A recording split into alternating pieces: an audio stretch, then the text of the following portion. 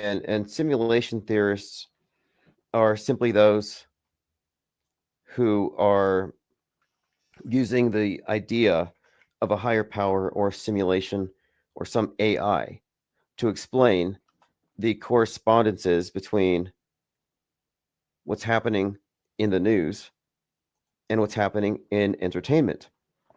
And for decades now, truthers have been under the misapprehension that the coincidences that we see cannot be explained, that man couldn't possibly do it.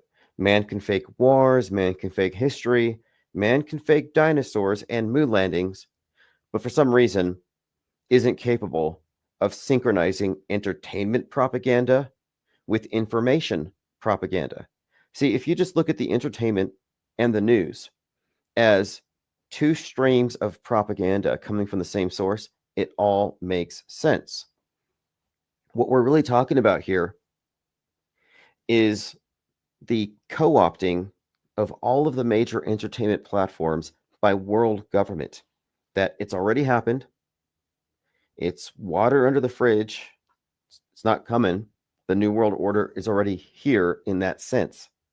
We are in a Truman Show, provably. And the prevailing explanation for what we see is that it's nothing. It's just a coincidence. You're crazy. Or it's a higher power. And I'm really fighting against this notion that it's inexplicable, that we don't know what causes it, because we know very well, as we have been documenting it. And so let's go ahead and look at this graphic that I had made just to kind of illustrate what I'm trying to convey with my words. This is a ChatGPT created graphic. You have two individuals talking. One of them has a tinfoil hat, and he says, mystical synchronicity, simulationist matrix, collective unconscious energy wave, or quantum pattern, revelation of the method, black magic, occultism, and karma. We live in a video game, and we can't know anything for sure. The other guy says, no, it's just propaganda.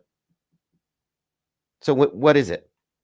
Why is it that we can consistently point out that the movies are going to happen in real life, or at least aspects of them, that the movies are somehow preparing us for psyops or giving us a frame of reference to make us more susceptible for them? Like, this is not a stretch. This is formulaic, in fact.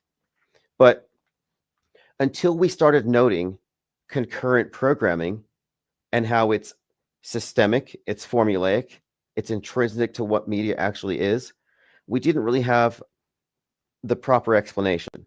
We are still up in the air. Well, maybe this is just like some truthers will say, they have to tell us. They're mocking us because they're evil. Or by telling us, we consent to the bad things. None of that really holds water. None of those explanations make sense. Not when you start recognizing the prevalence of concurrent programming as distinct from predictive. We're talking real time. So what is the problem with the real-time alignments? The problem is it presupposes foreknowledge, not necessarily by every actor, by every stagehand. The directors, sure. The directors would fall into the category, the high security clearance having script writers on the world stage, what I call meta scripters. But if you just get rid of predictive programming for a moment, and let's just look at what it means here. So I have a list of movies, and this is just off the top of my head. It just took me 5 minutes to put this together with the help of Perplexity. But this kind of illustrates what I'm saying. Because if your premise is that the media/news alignments are the result of something higher than man, if you're leaning on that, then this higher than man thing must have some kind of agenda with taking guns and demonizing Trump and moving us into a society that worships Gaia over traditional religion. Like, it has a political bent. God's a progressive, apparently. The simulation is a liberal progressive. It's either that or this is all propaganda.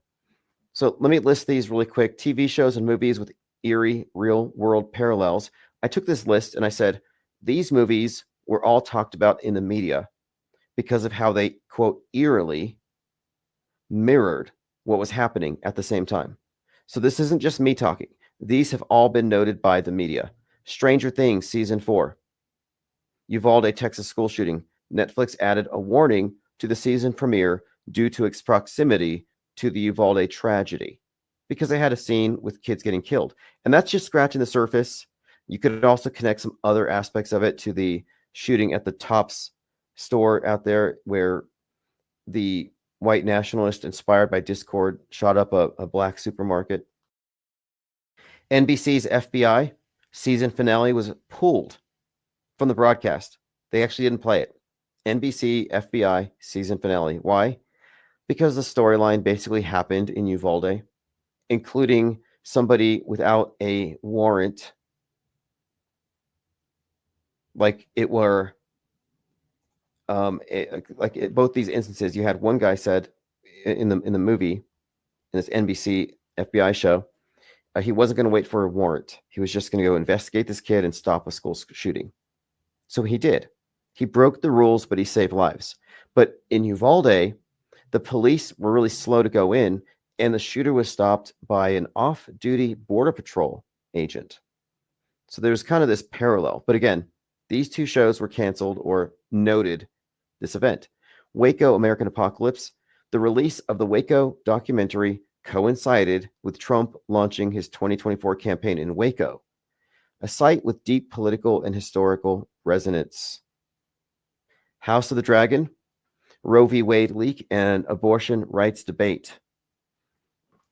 And as I said earlier, I put this on TV. It was HBO, Game of Thrones, this House of the Dragon, which I haven't even watched. I turned it off after this.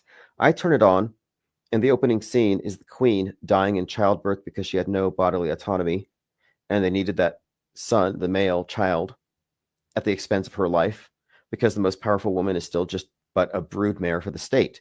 They were communicating this message graphically to the people who would have been enraged about Roe v. Wade. So here's what it says. The show's graphic childbirth scene was described by creators as a commentary on reproductive rights, coinciding with the leak of the Supreme Court's draft opinion to overturn Roe v. Wade. So how do you explain that? Simulationists.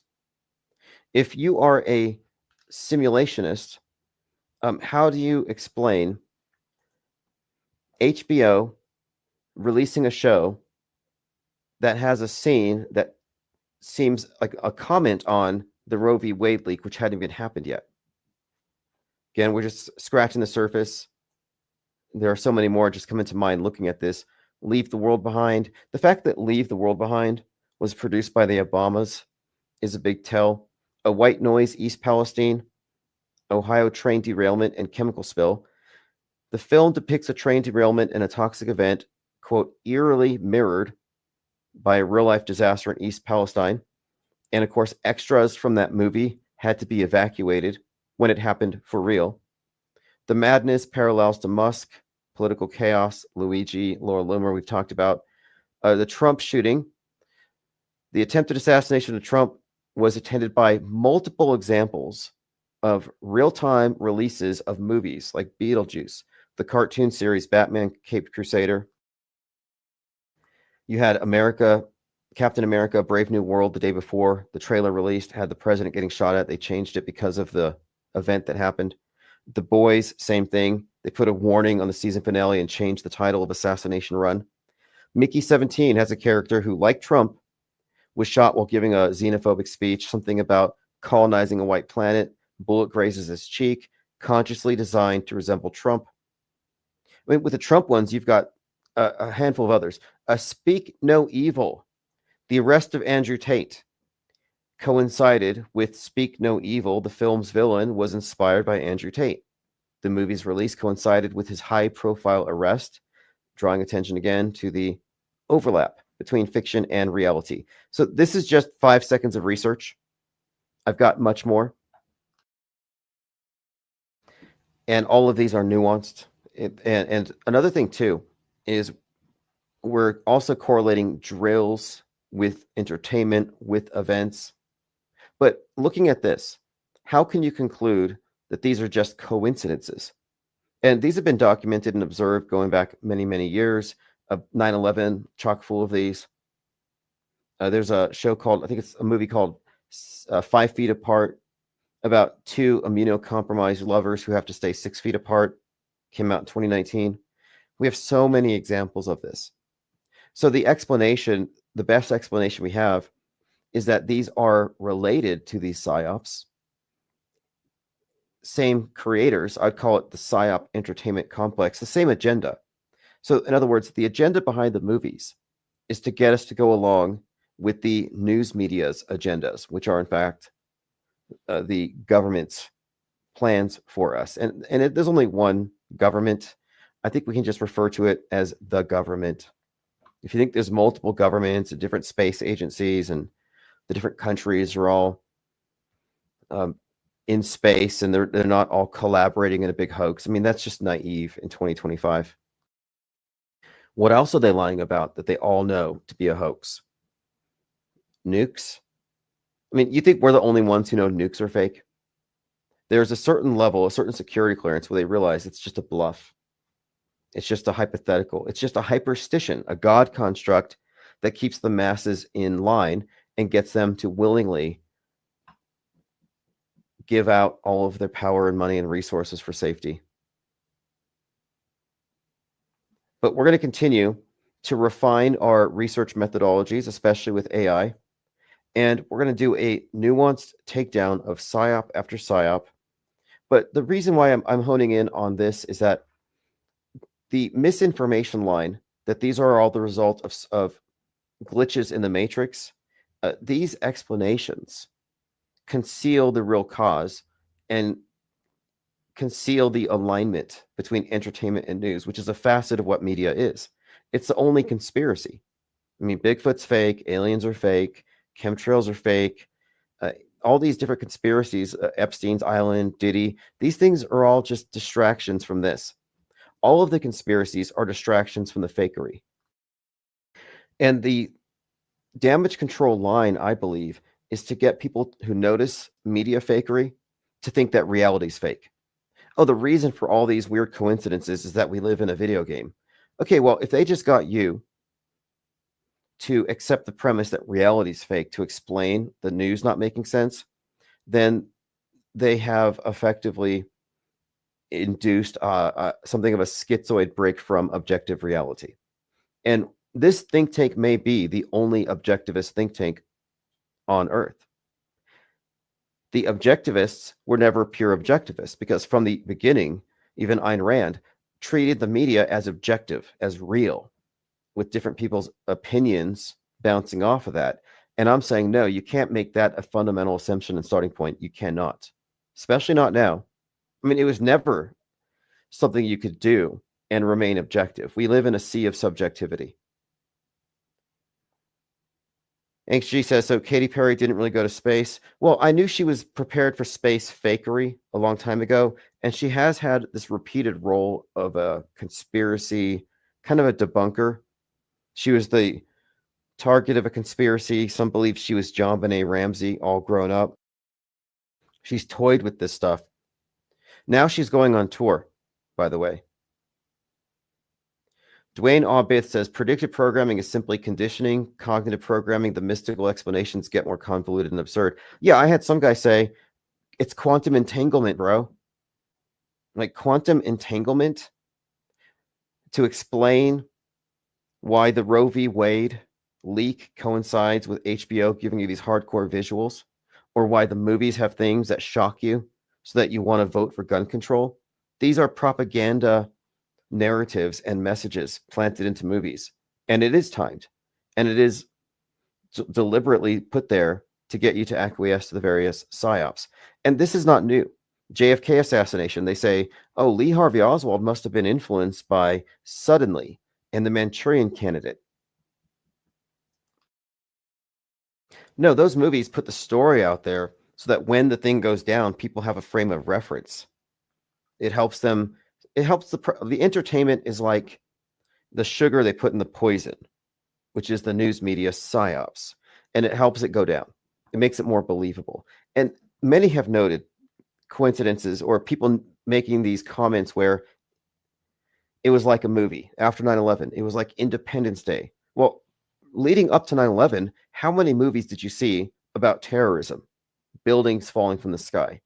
There were plenty. And if you look at these directors are repeatedly involved in films that forecast the future. It's a reoccurring theme. It's a pattern. Dinah Southar said, news media may have started with some real stories and reporters, but it's been funneled into well, it may have been, but it's always been centralized. But another thing to consider is that the worldview has always been monopolized, and the news media has always bounced off the consensus worldview. So the consensus worldview, which I'm not in, off-world stage, off the grid, I don't have to believe a lot of this stuff. I'm not ducking and covering. I don't care about space junk. I don't think it's real. I don't believe in a lot of the things that truthers believe in. Chemtrail. I don't exist in the universe where these things are real because I recognize that it's a fictional universe. We live on planet Netflix. Just because it's real on Netflix doesn't mean it's real out there. And that's how they operate. They operate by augmenting your simulation, your internal model of the world with lies. I take the subtractive view. The subtractive view is eliminate that which can't be verified. Don't overreact to headlines. Just because it's a headline doesn't mean it's true. Do you remember the drones?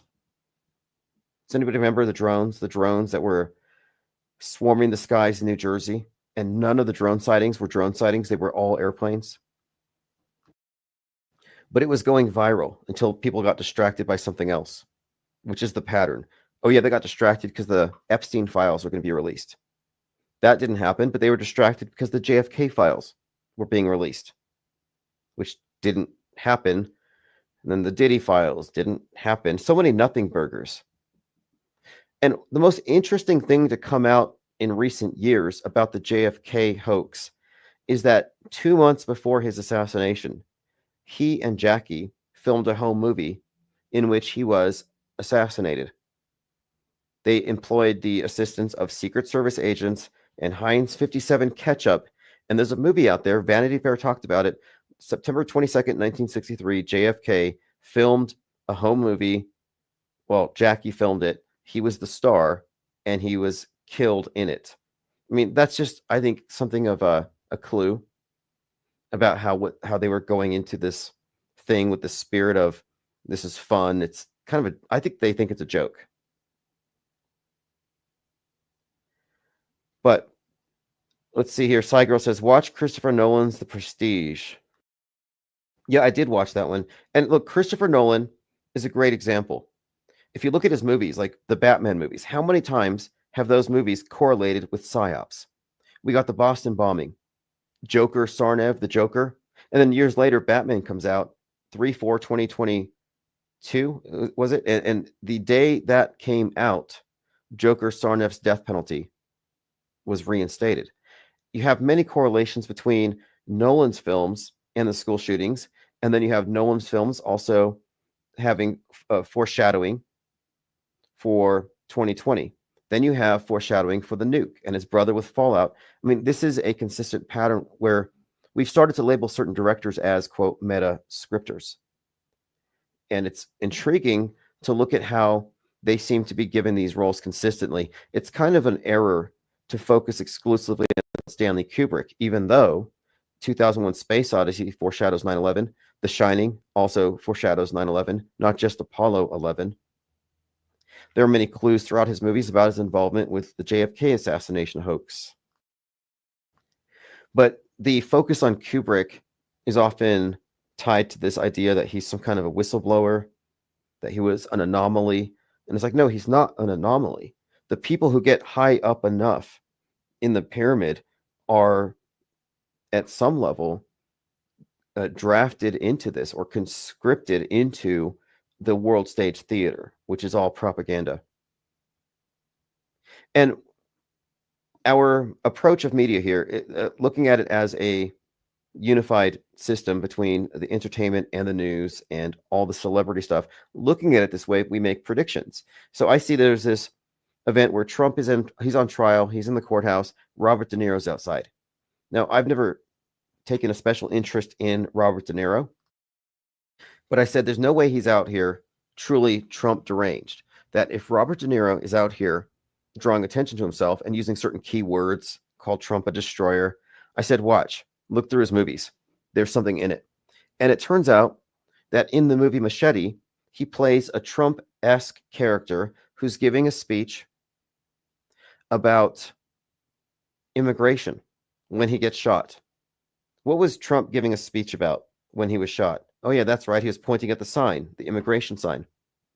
And pointing at that sign was likely, by the way, an act of misdirection. So you're looking there when the shooting starts. It was a cue. When he raises his arm, that's when you do the gun sound effects. That's when we go into, I mean, the whole thing was obviously a magic trick. You know, Trump did a magic trick on 7/13/2024 and tricked the world. But, to my point here, in that movie, this character is very Trump-like, and he's played by Robert De Niro. So you have this association between Trump and De Niro, and he gets shot giving an identical speech. Interestingly, the shooter had his ear blown up right after. But when I saw that, I said, wait, this is strange. That's a pretty strong parallel.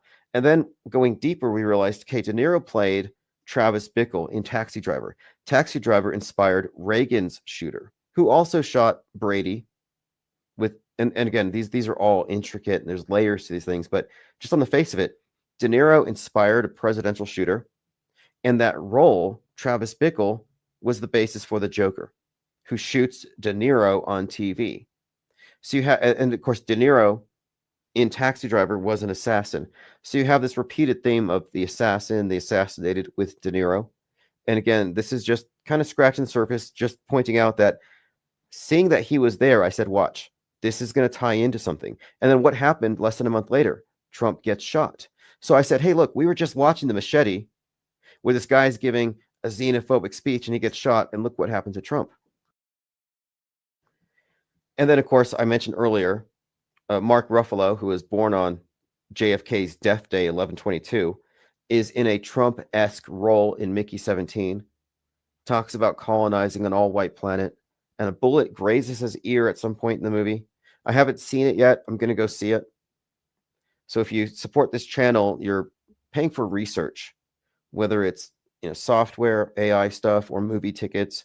It's all going to the cause. And I have a list of movies I have to catch up on, but Mickey 17 is one of them. And this all just underscores the point that if we weren't right about this, we wouldn't be able to predict which movies would contain so-called predictive programming. I watched the Netflix show, The Madness, because it was the #1 movie. And I said, watch what it contains. And I come out with a review. Class warfare, billionaire CEO that's obviously Musk influencing the election, left-wing, quote, Antifa with Uzis rising up, ghost gun assassin. All the things that I talked about came true, including this class warfare narrative. And it even gets deeper because we start looking at the correlation between the Joker character, class warfare, and Luigi. All of this stuff, again, is indicative of a pattern of overlapping themes in entertainment with things that are going to happen on the world stage. And they have used entertainment to turn Trump into a Caesar-like character. And this assassination theme goes so far back that the day before the Butler, Pennsylvania thing, we were talking about what was going to happen. We said, when's he going to get his head wound? How's the world going to react? Will this be a 9/11? Will MAGA rise up? We've been talking about this for some time. And on the day it happened, it was the discussion. One of our live streamers, chatters in the live stream, Isabel Ann, had talked about the location of a certain star, Algol, and how it would indicate head wound. And funnily enough, minutes later, it happened. So my point is, we were not surprised. And we weren't sitting there saying he's going to get it. We're sitting there, he's going to fake it. I don't operate under the presumption that they're going to do something for real. As it's axiomatic to say that the predictive programming only ever precedes fake events. And why do they do this? Some people are really insistent on knowing why before they agree it might be true. And I'm fine with that. We should always be asking these questions. There's got to be a rationale. But just because you can't fully articulate how a hoax was pulled off doesn't mean it's real. And just as we can categorically say all magic shows are fake, we can. There's not a magic show where they do real magic. Just because you can't figure out how the trick was performed doesn't make it real. And at this point, we can categorically call all major news events fake until proven real. And if it's real, it doesn't get the sensationalistic coverage. And fake news is real. They do fake news. We know this. And what happens to fake news day after day? This is the whole point of it. Day after day of faking news, it becomes, oh, look, history. Go pick up a history book and tell me what happened on 9/11. I guarantee if you look at a history book right now, it's going to say that 9/11 happened as reported on TV. And it might even make note of the conspiracy theorists, only to remark that they were wrong.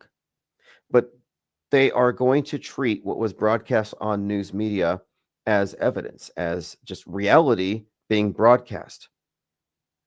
That news equals reality, news equals objectivity. And that is, again, the fundamental premise that everyone has wrong. So it means that in our lifetimes, since we've been observing, we have lived through the creation of a fake curated history. Because it's not just the big events, but what follows and the minor events that follow in the wake. All of these provably fake. The London bombing, 2005, was preceded by a BBC documentary. The BBC documentary was about terrorists bombing the subway. During the subway bombing, there were drills happening in the subway, in the exact subway tunnels where the bombings happened. And in the drills, they deployed simulated bombs. So how do you explain this? It's on TV, it's happening in drills, and it happens in real life. I recall the InfoWars coverage claiming it's a drill that went live, which was their go-to explanation. They said, oh, it was a drill, but then it went live. Alex Jones would throw that disinformation line out there. But what we're talking about are drills presented as real. It's really quite simple. And in order to get people to grasp the story right away, to go with the flow, to take sides, and to react predictably, they inundate you with additional programming through the venues of entertainment. Okay, so let's go through my minds.com. A lot going on. We talked about this yesterday. Making the Trump-Tony Soprano connection even deeper. How Tony Soprano paved the way for Donald Trump. This is the Vanity Fair article from 2016. But at the end of season 1, Tony Soprano survives an assassination attempt, shoots his ear, and he has to wear a bandage on his ear. One fascinating thing, look to Track Down, 1958 TV show, Western. A character named Trump moves into town, sells the public on the need for a wall. He's going to protect them from a cosmic threat. Only he can do it. So is this demagogue snake oil salesman named Trump. And in 2016, CNN and other media outlets noticed, oh, this is weird. Trump was predicted 58 years ago. So this has already been noted as eerily coincidental. Cosmic threat, Space Force, build the wall. It's all pretty obvious. And of course, the guy, his name is Trump. But 8 years after that, after it was already noted for being prophetic, he gets arrested. I mean, think about it. In Track Down, the Trump gets arrested. So the entirety of the predictive programming value in that movie, the events that it was foreshadowing, had not even been realized yet. So looking at it from this perspective, we can look back at various movies that have elements of foreshadowing of future fake events and look and see what else they foreshadow. A lot of people had jumped on this notion that Kubrick faked the moon landing because of The Shining. But no matter how many documentaries Jay Dyer and company make about it, they never talk about the other events inferred by that movie as much, if not more, than Apollo 11, namely 9/11. And I know I'm not wrong about this. We have not only is there a pretty thorough analysis by Chartword about this, and I've talked about it before, but the follow up to The Shining, Doctor Sleep, written by Stephen King, has a psychic baby, a baby born psychic, this child who predicts has some kind of premonition about 9/11. And The Shining, of course, is about a psychic having visions of something. So it kind of makes sense of the scene where Danny is seeing the elevators and the blood and correlating that with the Twin Towers, or the throwing of the darts where the twins are. I mean, there are so many scenes in there where Kubrick had built like Manhattan in this one room with the phone booth representing the bell tower, the twins representing the Twin Towers, Danny throwing the darts, Danny going down the hallway. The twins are there. He turns left. They're all cut up with an axe, like a fireman's axe. Very 9/11-y stuff, but it's intricate. But it's a pattern in all of his movies, and that's what I'm saying. Is that this is a formula. Let's fill their minds, their imaginations, when they're suggestible, when they're just being entertained with certain themes and ideas. You were introduced to Luigi Mangione in the form of the Joker in 2019. Luigi won your sympathy 6 years ago. Then he steps out on the world stage. People dress up like him, kill the rich. The Joker, his followers dressed up like him. And the whole movie's theme was kill the rich. Tomonoid 3 says Richard Donner is one of the track down directors, Omen, Superman, etc. Dwayne Obith says, if satellites are fake, why do we have emojis of them? Checkmate Flurfs. I don't dispute the existence of satellites. However, I dispute whether what is being advertised as coming from orbiting satellites is actually being carried out by Loon X under a different name. Look up Loon X for stratospheric balloons that provide internet connection, full coverage. It's just interesting that Loon X goes out of business as Starlink goes up, and they do the same thing. One does it with balloons that you change out every 6 months, and the other does it with these CubeSats and a lot of environmental damage and pollution and now space junk hitting airplanes and all this stuff. Shelley Duvall died 7/11, says Diana Southard. Right, she seemed like a really nice lady. I watched a lot of interviews. She was very open to talking to people, and you can find some interviews with her. Very interesting actress. I think she said that Kubrick actually terrified her, that she was scared. They really brought out legitimate fear for some of those scenes. A Newful says, Alex Jones, the final boss of Controlled Opposition. Yeah, one thing too. If you are echoing the perspectives of alt media, you are Controlled Opposition. If you're not getting paid, you're a propaganda mule. You're a mule saddled down with pounds of red pills that are all toxic misinformation. And I have no interest in being a propaganda mule. I'm not a red pillar. I don't pass the Q pipe around. I'm not drinking the Kool-Aid at Alex Jonestown. I think the entire alternative media is the opposite side of the coin as mainstream. So for those who are new, and this is not an oversimplification, the general consensus worldview that is built upon our consensus agreed upon fake history, I call the mainstream mediation, MSM. This box contains the worldview that everybody believes in. But the conspiracy theorists think that the mainstream media's reportage is lying, so they add on to it, but they don't subtract. So I call them MSM plus. They're a subset of the mainstream. And the conspiracy theorists, instead of challenging the premise established by every story, simply add on additional narratives. Oh, like Trump did get shot, but it was a second shooter. Or they let it happen. It was a lie hop. They let it happen on purpose. Or this thing did happen, but these guys did it. So they just add additional stuff like, oh, it did happen, but it was direct energy weapons. But they didn't verify that the body counts were real from the very beginning. So what separates us from truthers is that truthers assume that people die in psyops. They actually still believe that. And if you're still walking around with theatrical blood on your hands, you're just spreading propaganda. Nobody dies at these events. That's not a controversial statement. And if your contention is that they do die, then who? Where? What's your evidence? If your evidence is I saw it on TV, sorry, that's not evidence.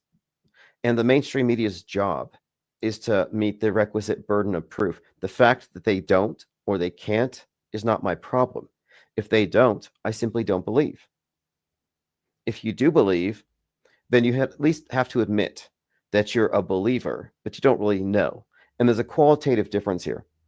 You know, a lot of people believe in unicorns or Mandela effects, but it doesn't make them true.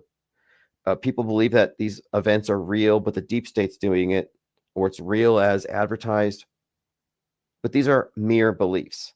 So one final point here, if you're in the MSM box, you're in a world of subjectivity. And the same event that's fake will be interpreted in two different ways. For example, helicopter crash, female pilot, or helicopter crash, black pilot. Left wing says this is caused by government deregulation and Trump. The right wing will say this is caused by DEI. And this is formulaic. So both sides agree it happened. They just disagree on the cause. And that's one of the main games here. If they can get you to take the reflexive anti-position, you're going to accept the false premise. You're going to react to the problem. That's not even a problem. So I take the position of MSM minus the subtractive view. I take all the unverifiables out of my assessment, and I don't operate on the premise that these things are real. It's called skepticism, suspension of judgment. Tim, in Truthers Village, they're asking why 4chan is down. Yeah, I'm so happy about this. 4chan got hacked. I'm going to find out who Q is, perhaps. That could happen. In fact, tonight, I'm going to go through and I'm going to drop my list of emails into whatever files they've leaked, and I'll have ChatGPT dig through there and see. If they dox Q, that would be great. Now, if you didn't know, the QAnon whole thing, the 4chan got shut down because of, well, it was the Christchurch shooting. It then became 8chan, 8kun.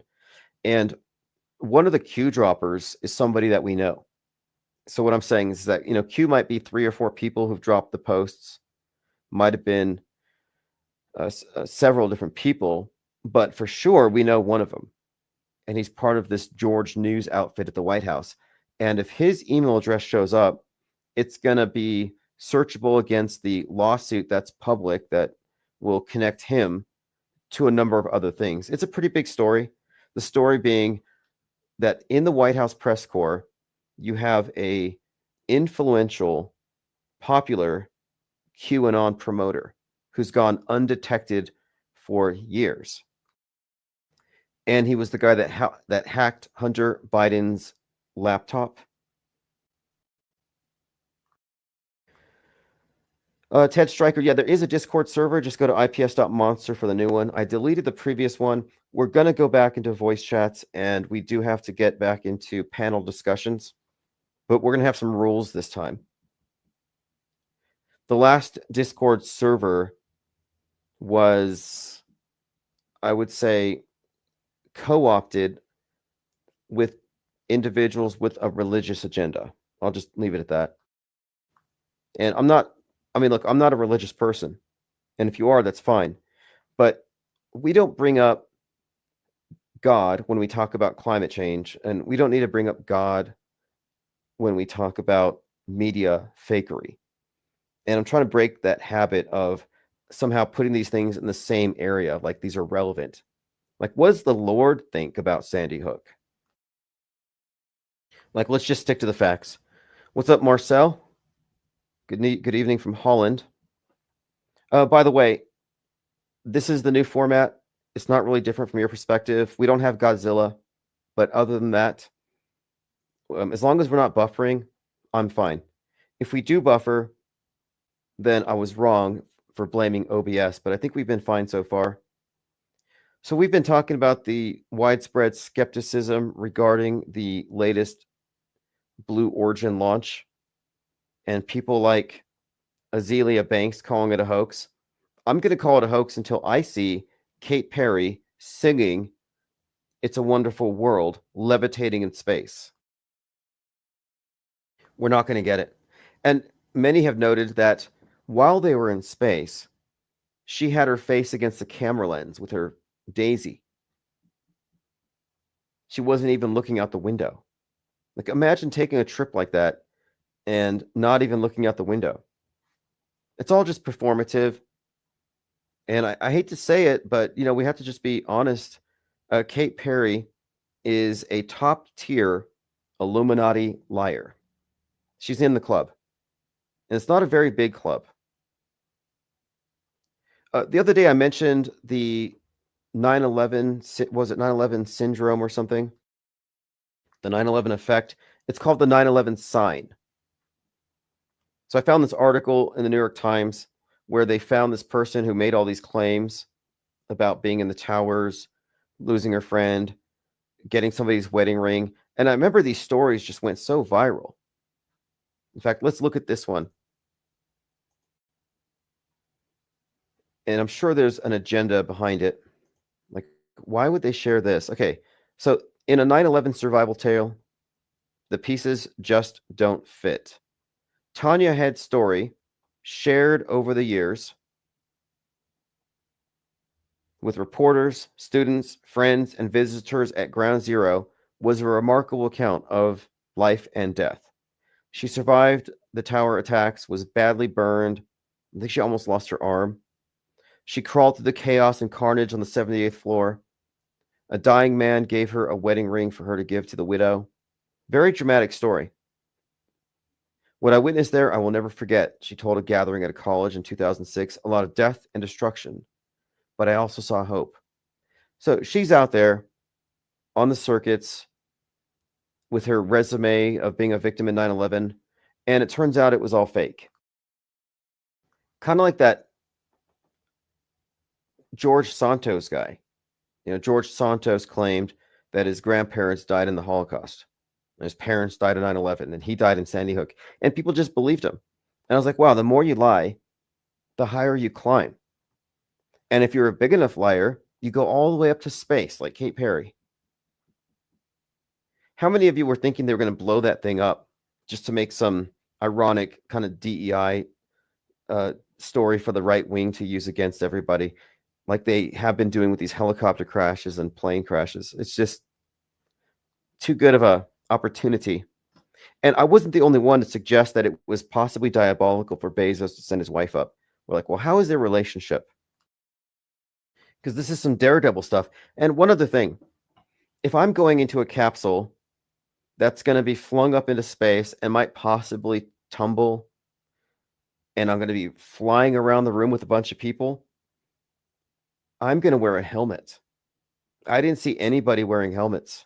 I know they don't want to mess up their hair, but it just seems to me that was potentially risky. Yeah, the wedding ring bit. But anyway, okay, so Miss Head had told all these people about it. But here we go. In recent days, through an associate, a social worker who was on the board of our survivors network, dug into it.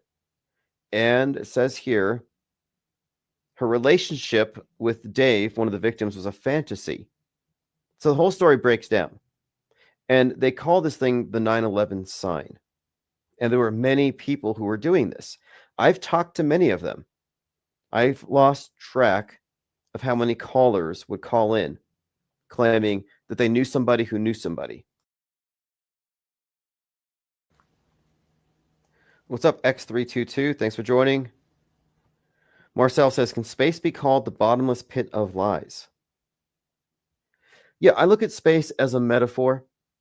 They're not going to take us into outer space, but space is a metaphor representing the space between your ears, because it's about world view control.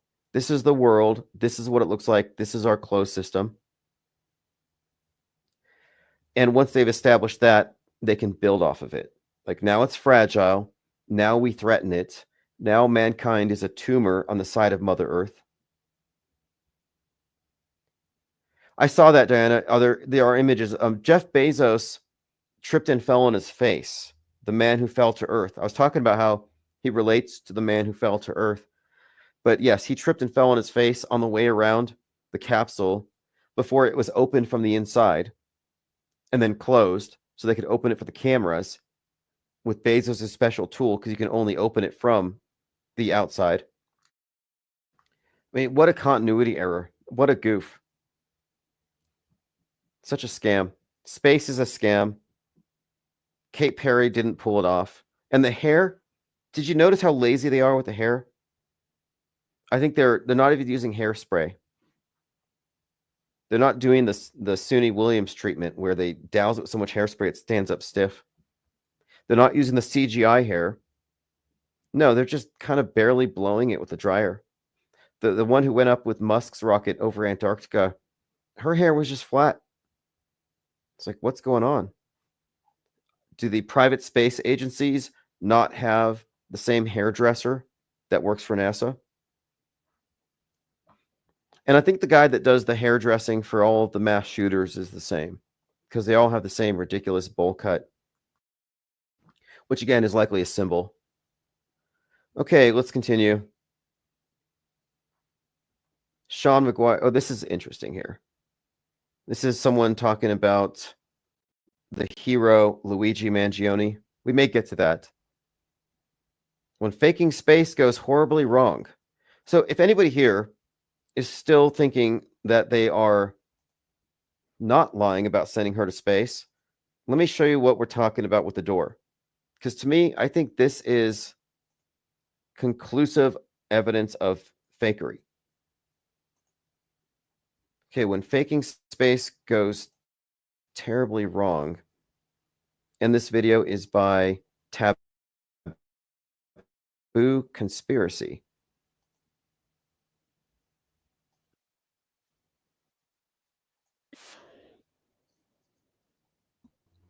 Anyways, we're going to skip.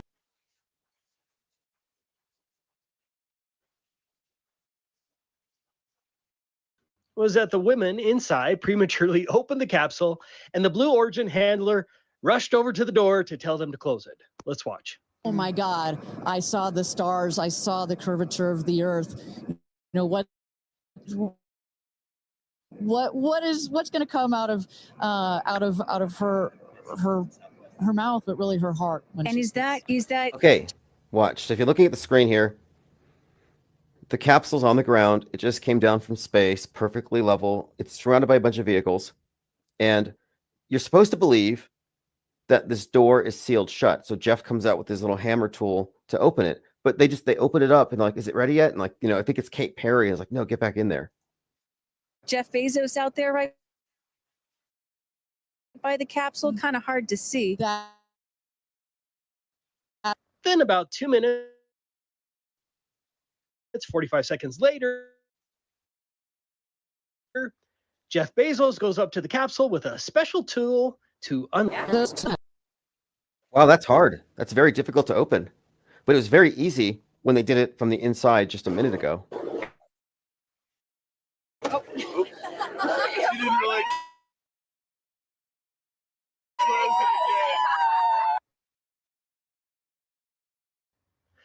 Then we can. So there you have it. And on the last clip here, you can see her with the door open, peeking in before he ever touched it with his magic hammer. So how do you space believers explain this?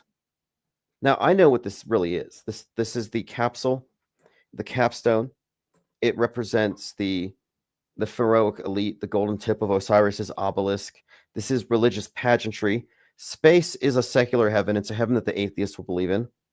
It's a concept of heaven and ideal and utopianism that I think is compatible with atheism and a scientific paradigm.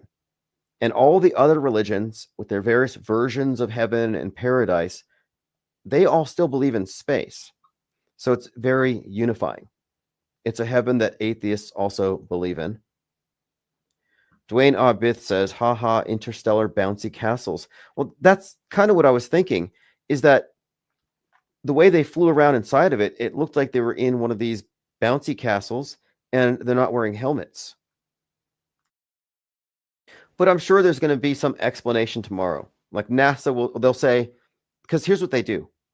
The brainwashed, the Stockholm syndromed will lie to defend their captors. Like I'll say, oh, he's a liar. And they'll say, no. They just had to open it up and check and make sure everybody was okay. And then they just symbolically did it. Like they performatively broke the seals, but they already did it before the cameras were rolling. And they did this just to make sure everything was okay, cool. So you got a whole story to explain away the bullshit. Like, oh, self-brainwashing. It's like swallowing a Tide Pod of misinformation. Like, oh, I had some wrong think. Let me go ahead and correct my thinking. Let me add some cognitive dissonance. Let me see if the commenters have anything enlightening to say here. The frightening part of it is that the sheeple believe this is true. Founded Earth Brother says, wow, the door was floppy for a vacuum-proof life-saving device. But then again, tinfoil can withstand the vacuum on the moon. So why should this be any different? Andrew DM81 says, commercial planes that fly 30,000 feet have to have walls that are a foot thick to protect from the -7 Fahrenheit temperatures, but space capsules are as thin as an RV door. The only thing that's ever been to space is your imagination, says not Janine 777. I concur. Let's see. Conspiracy says it's refraction. The ease with which the door opened from the inside reminds me of those plastic temporary toilets. Like if you step too hard, the door opens. Plane skins are thin and are made of aluminum. The problem would be different pressures. Anyway, I'm trying to find somebody to explain what we're seeing here. Don't forget the inverted Baphomet on their space suit patches. You know, this has made some mainstream news like Daily Mail, that their patches, sort of like the Space Force hat, look like Baphomet when you turn them upside down. It might just be Satan. I mean, Baphomet gets called out for a lot of this stuff, but Baphomet is not really a personage. It's just a symbol of man, beast, angel, an amalgamation, male, female polarities all reconciled. But it's more like, I guess you would call it an icon. Whereas, you know, the devil, the goat, the satyr, the earth god has various representations. And it would be consistent, by the way. If we're talking about symbolism and syncretism, like Cernunnos and other horned gods, all the earth gods would be relevant here when we're talking about the obelisk, which represents, of course, Osiris. All right, continuing. They're all part of the 33 Club. True. MTW Seneca says, the comment section here is great, but not so great is a comment zone on Benny Johnson's show where only 20% say that it's fake. It does say we're waking up. It would have been 0 half a dozen years ago.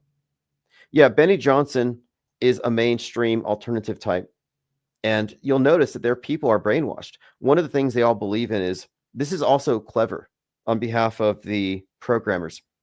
So the far right capitalist types who don't believe in environmentalism or communism or sustainability or climate change, they see the space program itself, the private space agencies, as a testament to the power of the free market. They see Musk as exemplifying free market principles. And look freedom and capitalism will take us to Mars. So they see it all as a win. But they don't know that the space program, which again, it's all mind programming, is how they condition capitalists to accept the notion that the ideal way to live is in a space gulag on Mars. Space communism. It's not luxury living. You're essentially a slave on some remote outpost, one-way ticket if you make it. But they somehow condition these people who believe in freedom and living according to, well, essentially putting, profit over people, profit over Gaia, getting them to go into spacesuits and live in a domed subterranean area because you won't be on the surface of Mars. So I think it's just intriguing how they've used the space program with its implicit acquiescence to environmentalism and the ideas of sustainability to the people who reject those notions. It's a Trojan horse. That rocket is a Trojan horse. And if you believe that the space program is progress, you've just accepted environmentalism. All right, there's quite a lot more here, more comments. Here we go. Here's the cope I was waiting for. The first time the door opened was a pre-open test opening. After it was proven successful, we were ready for the official and fully authorized actual door opening. Okay, I think he was being sarcastic. Blaze says, how people still believe this Disney show is beyond me.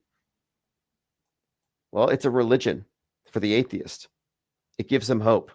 And they are literally praying to an obelisk. Like, let me emphasize this point. This is a religious ceremony. It's religious pageantry first. It's going to space and Mars never.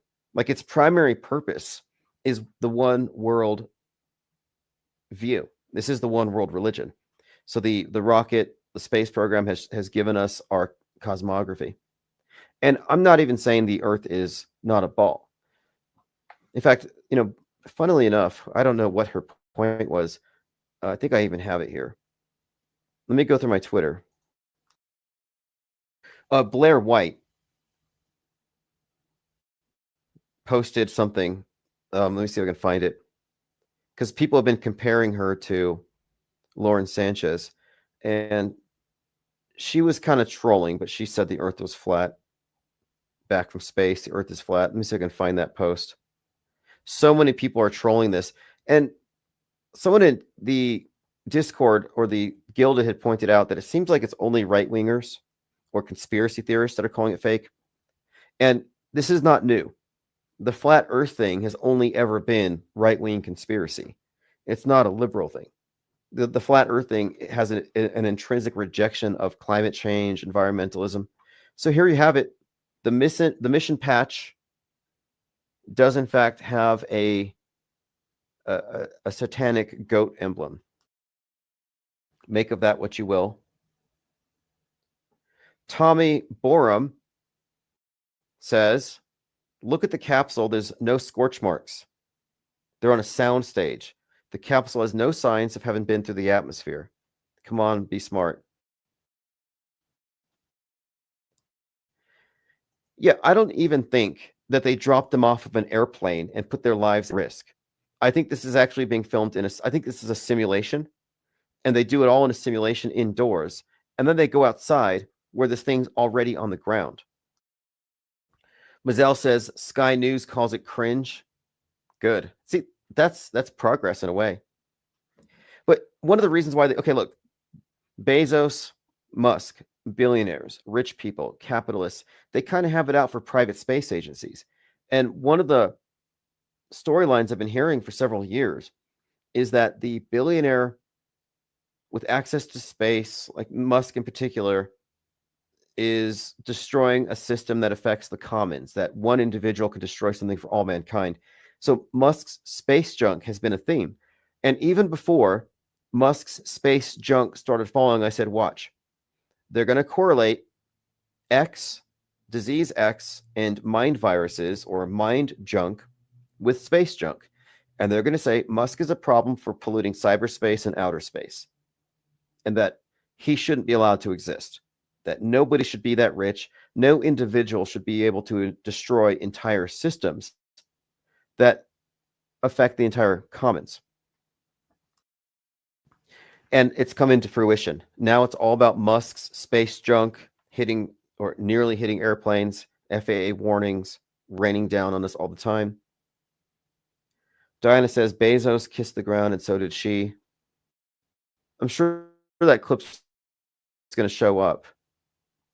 And as I said, when they show you the clip, you're not going to see them for the full 11 minutes. It's just going to be jump cuts. You're going to see them for a few seconds at a time.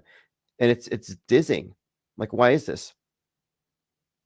And I think because if they were to do anything sustained, you would know it was fake. They couldn't pull it off. Where's the video of Katy Perry singing that song? We're not going to hear it. We just keep being told that we can confirm she sang this song. Well, you're up there recording it. Where's the audio, please? Okay, so we talked about the jump cuts. By the way, you may notice that in the archives, you're now getting infographics. So tonight, this one will go into the archives. Finally, we're practically glitch-free. So I take the transcripts and I do a summary using ChatGPT or something. And then I take the summary and I turn it into an infographic. So if you look at your email box, you can read a summary, get some direct quotes and links, or you can look at the graphic and at a glance, oh, they're talking about Jake the a-hole saying Jaren's going to flip on the moon landing. They talked about AI automation, the hoax report, and the PSYOP onslaught has just been relentless, is a quote from Tim Osman. So these are all generated by AI, and I've been working with automating even these, where my YouTube videos get scraped by this AI agent that I have, and it gives me a written breakdown and generates an image, and then it auto blogs it. So I'm doing what I can to remove myself from menial labor so I can focus on this.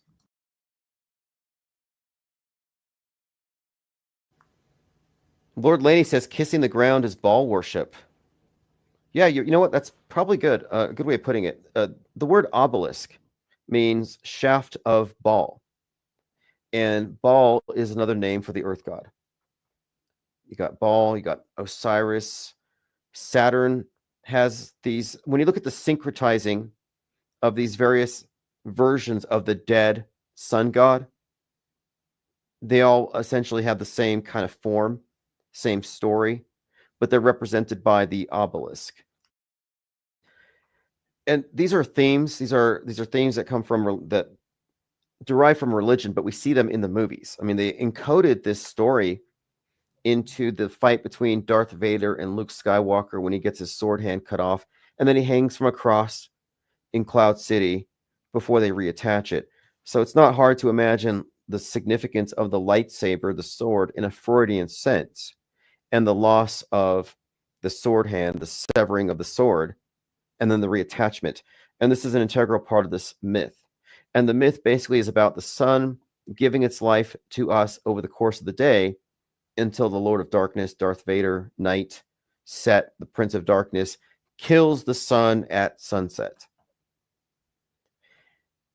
The death is accompanied by dismemberment. This symbolically represents the hours of the day. You know, it's the members of the deity being chopped up. So it's like 12 body parts, 14 body parts. It varies, but the idea is the day is being chopped up by the Lord of Night, generally represented by Saturn.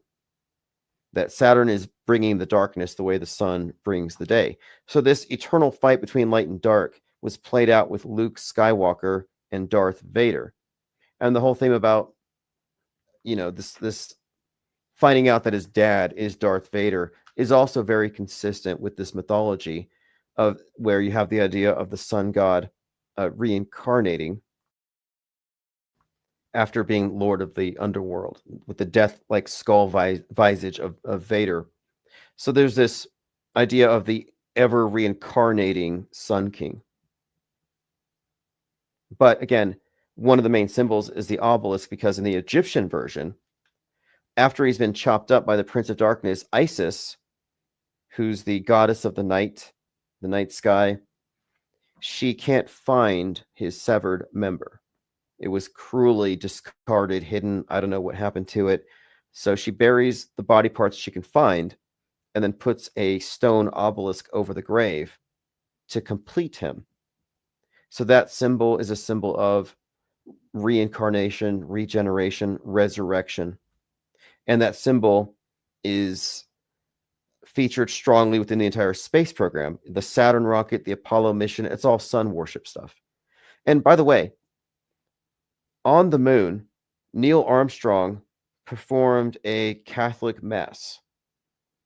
And they kept it a secret for a while because some atheist was making a big hullabaloo about NASA reading Bible verses on their missions.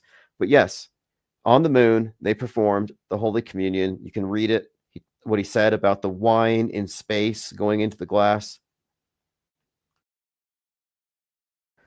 Okay, let's continue here. We're just scrolling through my Twitter feed and catching up on things.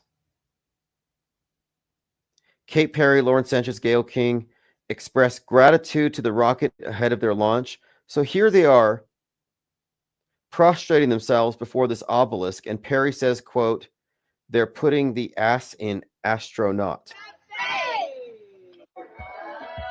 Where's Carrie Ann? I've got to hear this clip from the Sky News where they talk about it being cringe. Pretty bad. And where's the 11-minute footage? Where's the song being sung in space? So in other news, a Satanist named Nikita Kasap kills his parents and gets the money, $17,000 from them, and tries to use it to go after Trump so that he can start a war, a race war or something to save white people. He looks like Nick Fuentes.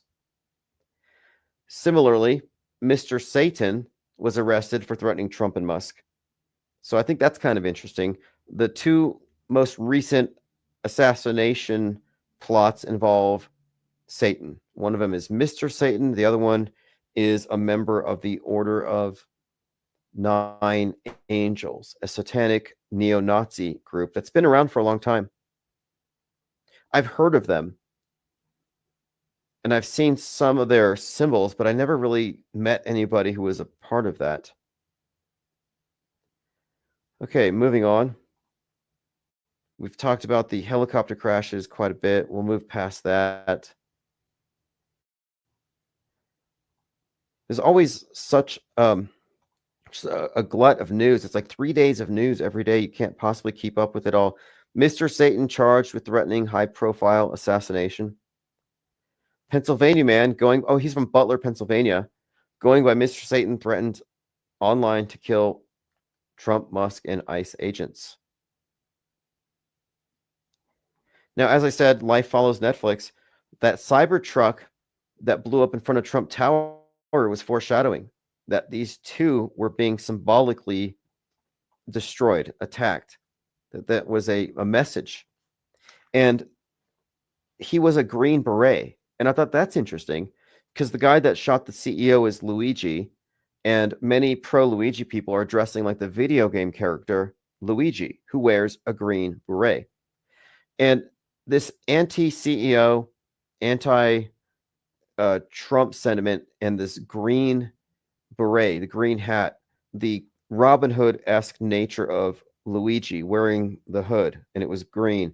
There's a theme here. And I think it connects to the green hair of the Joker. I would even say it connects to the symbolism of the Beetlejuice, this green-haired Joker archetype that came out at the same time as Joker 2. And in Beetlejuice, you have Trump in a gold suit in the underworld, dead, waiting in line. Lord Laney is a comment here. Gayle King cried on a show saying, quote, "People say I look like a Muppet."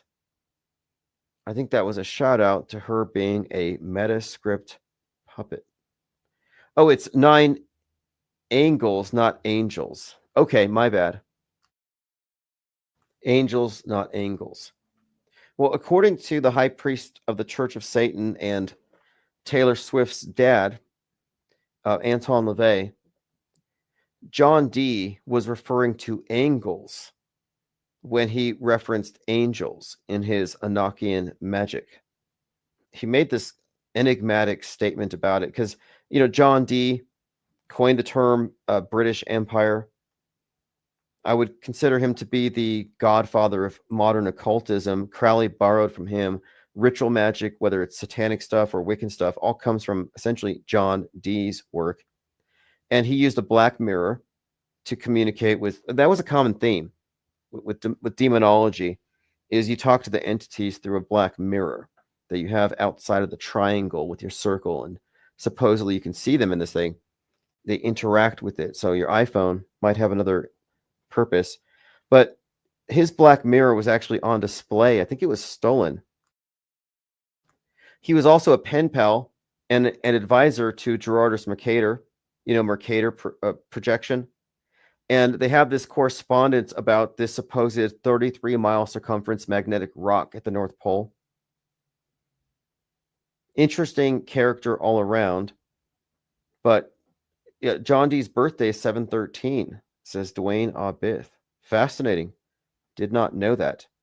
Well, he wrote these things called, and it references the book of Enoch. Enoch, the biblical patriarch who spoke to the fallen angels. So the system of magic he devised is called Enochian, for speaking with angels, supposedly. And this whole system that he devised had to do with scrying in a black mirror and invoking these entities. But his entire system of calling up these angels was drafted into the Satanic Bible. So the end of the Satanic Bible is a bunch of gibberish from John Dee, and they use it in their incantations. And in the description of the calls and their use, the author Anton LaVey writes that John Dee was referring perhaps to angles, not angels. Again, make of it what you will. But he's an interesting character all around. The original 007, spy, advisor to the Queen, astrologer, astronomer, and practitioner of magic, as well as being a mathematician, a cartographer, an alchemist. He was involved in a lot of things. Truth Hurt says, whatever happened to the small obelisks popping up in random spots? Oh yeah, the monoliths. So monoliths are distinct from the obelisk. However, it may represent the same thing ultimately. Because ultimately we're talking about, ball, the word ball means Lord. So obelisk, shafted ball, Lord's thing. Ultimately it's about the one. That's what, like monotheism. And I would argue that the monolithic control over media represents a one world church. It's a worldview monopoly. So it's all about the control over a singular, over everything by a singular entity. So I do think that we have a monotheistic metaphysical model presented to us as a scientific paradigm. And I think the symbol of the monolith is extremely pertinent. And this is why we analyze Kubrick's work so much, because 2001 Space Odyssey, the monolith, tells the story of the unification of man for the new age as we all merge with this monolith. Well, what does that mean? I believe it means the movie screen, that the monolith symbolizes the movie screen itself, and the dimensions of it even kind of bear this out. But when they show it, they have the eclipse, the sun and the moon. And in Jungian symbolism, this is the subconscious and the conscious mind. And I think the movies, the entertainment, pour information and ideas and narratives into our subconscious, our dreaming mind. And the news media and all the entertainment stuff with the celebrities, that pertains to the quote real world, the solar, the sun, the stuff that's lit by the sun. So you have these two aspects of our mind that are catered to separately, and I think they've merged the two, and that's the symbolism of this eclipse at the beginning of 2001 Space Odyssey. So that now this, what we get through the screen is the merging of real and fake, of dream and reality. And this is how it actually works. They create a fake story, a simulation, and they present it to you through the medium of news, and now it's real to you. You have actors portraying victims of school shootings who go from portraying a role of a victim in a fictional event, who are now accepted as real for having survived this thing, and they get into politics. It's like, so they have effectively blended the two. I think the 2001, if you get into the symbolism, 2 into 1, and the 2 zeros could be sun and moon. And so we see a lot of this alchemical stuff, like the Twin Towers, which were the focus of 2001 Space Odyssey's foreshadowing. The 2 towers have been replaced by the 1 tower, the One World Trade Tower. So this 2 into 1 formulation, and the correspondence between that and the corona, which is associated with the eclipse, and the significance of the corona, the sun and the moon has all been neatly tied in with the One World Trade Tower, which happens to look like a giant syringe. And if you paid attention in 2020, the whole point of it was they synchronized the entire world yet again. Whenever they do a transformative psyop that touches the whole world, it's like a reset button, like the advent of the nuke, landing on the moon, 9/11, War on Terror, 2020.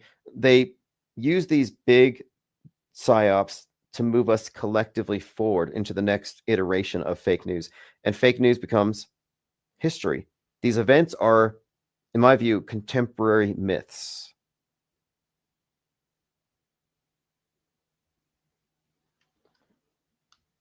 Girl says it takes mayors and governors, presidents and generals in uniform on TV to certify it and sanctify it as real.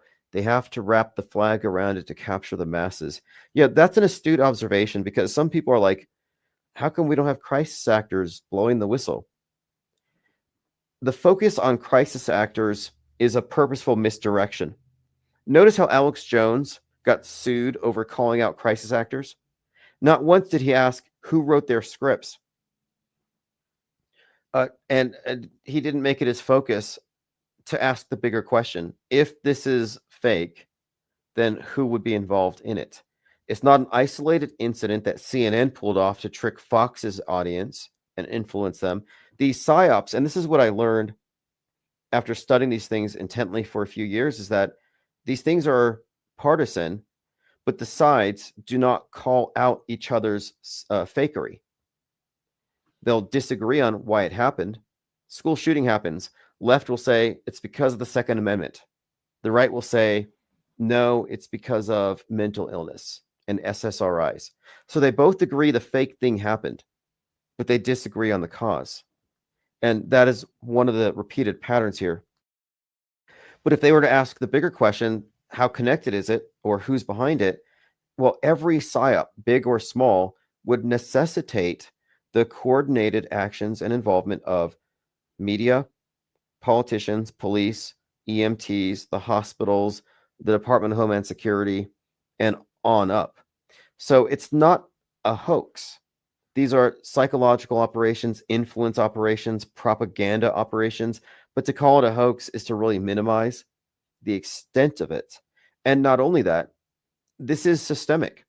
If it was just CNN doing school shooting hoaxes, the right would expose it and destroy CNN and stop their agenda to grab the guns. But no, nobody does it. And think about it. Would Armalite have paid out $73 million if they had anything at all that could possibly prove the event didn't happen? No, they're all complicit. I'm not saying everybody knows. I mean, as I often say, the programmed are one level of society. The programmers are above, but also programmed themselves. At best, the programmers are let out on a need-to-know basis on a specific category of fakery, but I don't think there's a class of people totally in the know. It's necessarily going to be need-to-know basis, security clearances, compartmentalized. We're the only ones open sourcing all of this information that's for the backstage. Generally speaking, truthers understate the significance of the fakery. And I have to reiterate that the military industrial complex is mostly fake. What is real is the PSYOP entertainment complex. And if you're not recognizing the role that entertainment writ large plays in conditioning us for the day-to-day fake news, then you're missing half the point. I mean, this is really the key thing here. We have to recognize the intentional, deliberate, non-stop synchronization. These aren't anomalies like this episode here, that movie there. No, this is a daily thing. We are living right now in Black Ops 2. And it doesn't mean that everybody knows or recognizes that this is media manipulation, but they're experiencing the same media. You got millions of people playing Black Ops 2. They're being inundated with messages about China and the tariffs and a Cold War. And it has a date in this video game, April 19th, 2025, 4 days from now. So people playing this game are recognizing that 4 days from now, the game that they're playing is going to, in some way or somehow weirdly, mirrors what's happening right now with China. So let's get into that really quick. We've been talking about this for a few days. Call of Duty Black Ops 2, the 2025 Cold War between the United States and China, caused a massive cyber attack that crippled the Chinese stock exchange by hacked U.S. military drones controlled by... Anyway, the whole story is China. 2025 Cold War starts with America on 4/19. And we were discussing this. And then the next day on the Drudge Report, the headline story was about China kneecapping America with regard to rare earth exports. China suspends rare earth exports, kneecaps U.S. industry. And it's not just us. It's not just a few people, because the Economic Times put out an article. So for those who say that this is irrelevant or the fakery isn't noticed by a lot of people, it is. They just don't know the significance of it. Strange but true. This just came out 3 days ago. 13 years ago, a game predicted a severe trade war with China in 2025. Gamers are drawing, quote, eerie parallels between Call of Duty and Black Ops 2, noting the storyline predicted U.S.-China trade conflicts. The recent tariffs mirror the game's plot. Social media is abuzz with comparisons, especially the specific date aligning with present-day tensions. The uncanny resemblance is sparking discussions about the game's predictive accuracy. So you're looking at Call of Duty's audiences being inundated with news media, and these are probably not the same people watching the news who really care about Trump or China. No, they're just playing their game, but they're given this message. Quote, in a strange twist of reality mimicking fiction. It's not strange. It happens every day. Did Call of Duty Black Ops 2 predict the present? See, they're asking these questions, but they're not really following it through seriously, because of course they're not. This is just a coincidence. Set in a futuristic world, the storyline of Black Ops 2 envisions a second Cold War sparked by a cyber attack on China's stock market. The Chinese government retaliates by banning rare earth exports. This triggers global chaos and a standoff with the U.S. Not looking so fictional anymore. China is being hit with 84% tariffs. According to this uncanny prediction, the war begins on April 19th, days from now. So here are some clips or screen caps from Twitter.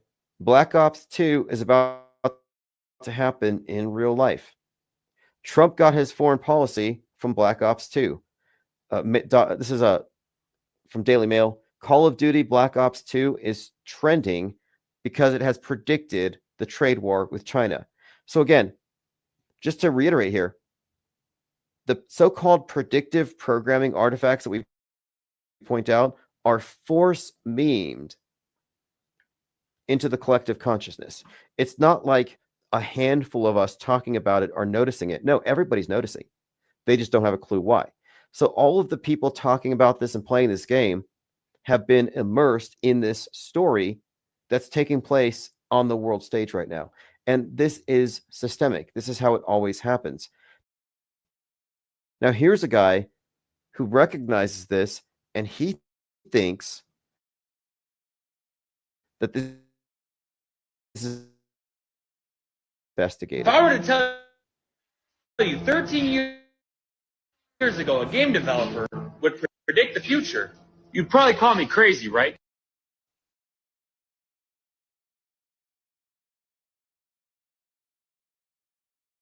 This is crazy.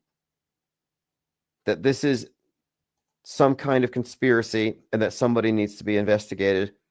Somebody needs to be held accountable for having foreknowledge. And the reason why he would arrive at such an erroneous conclusion is he has no idea about media fakery, or more specifically, news bending. Because we don't just talk about media fakery here.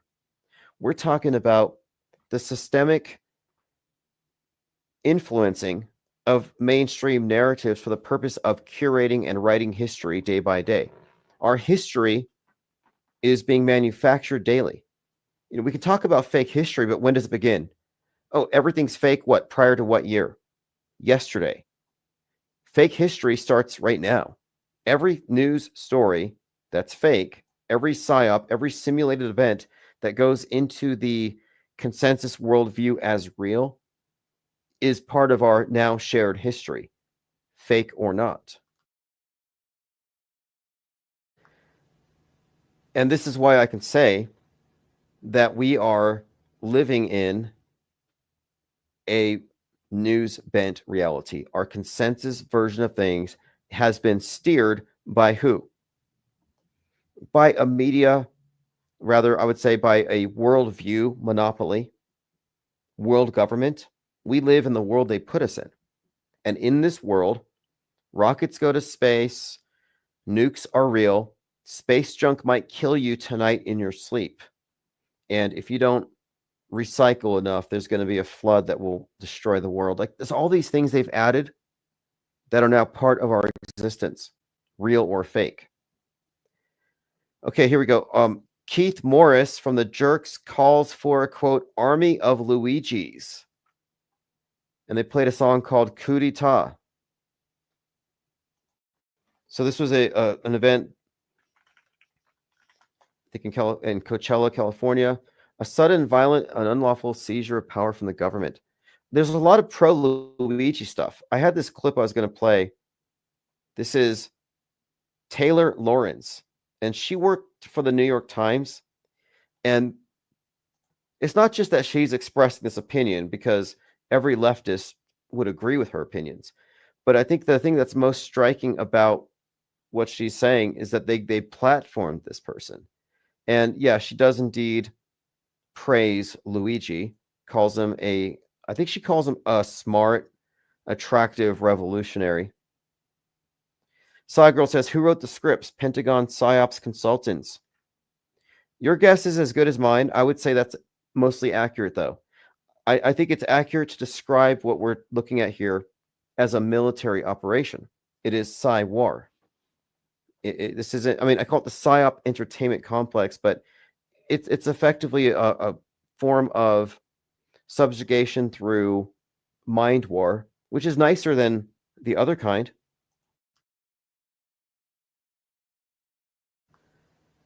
Okay, so we have been live here for how long? An hour and 29 minutes, not including the glitches.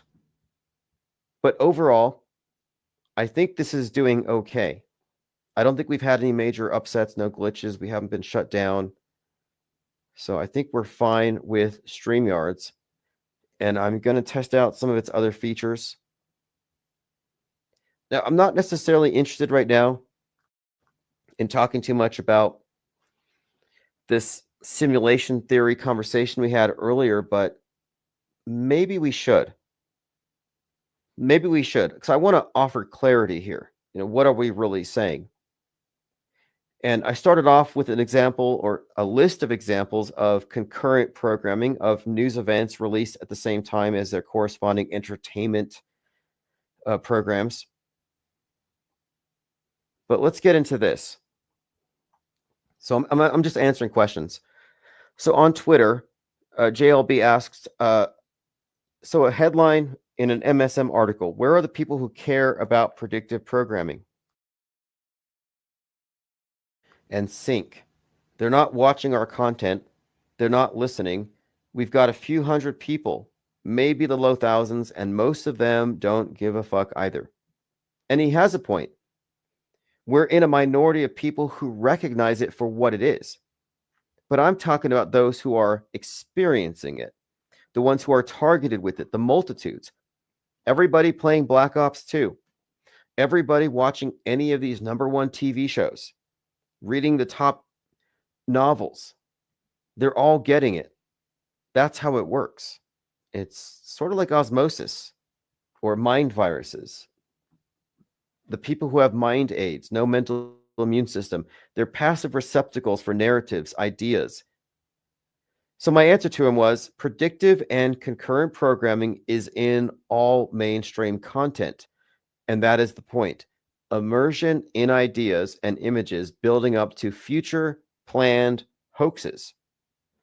This is how news fakes history. By the way, I have these shirts that say Cywar.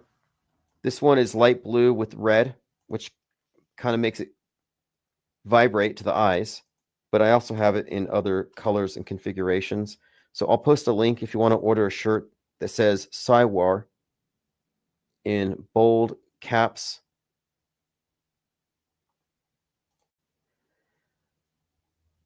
Skeptically Challenged said, with news media and geopolitical events, I'm inclined to agree with you.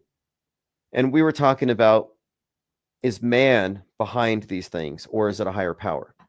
But he says, when these events are seen in Hollywood movies and fictional programs, I'm not so rigid and inclined.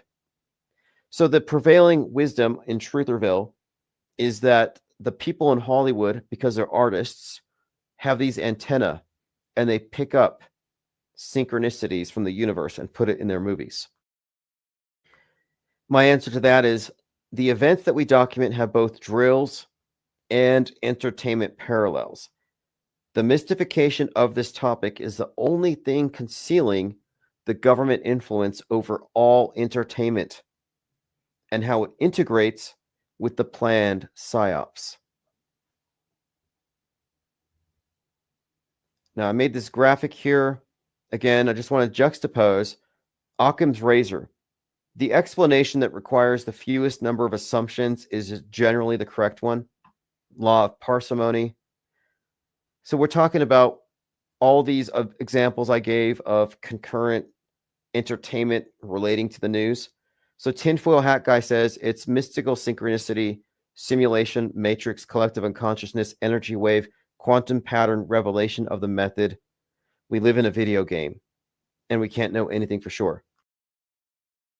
And that's because it's mind-blowing to look at these coincidences and recognize that these can't be coincidences.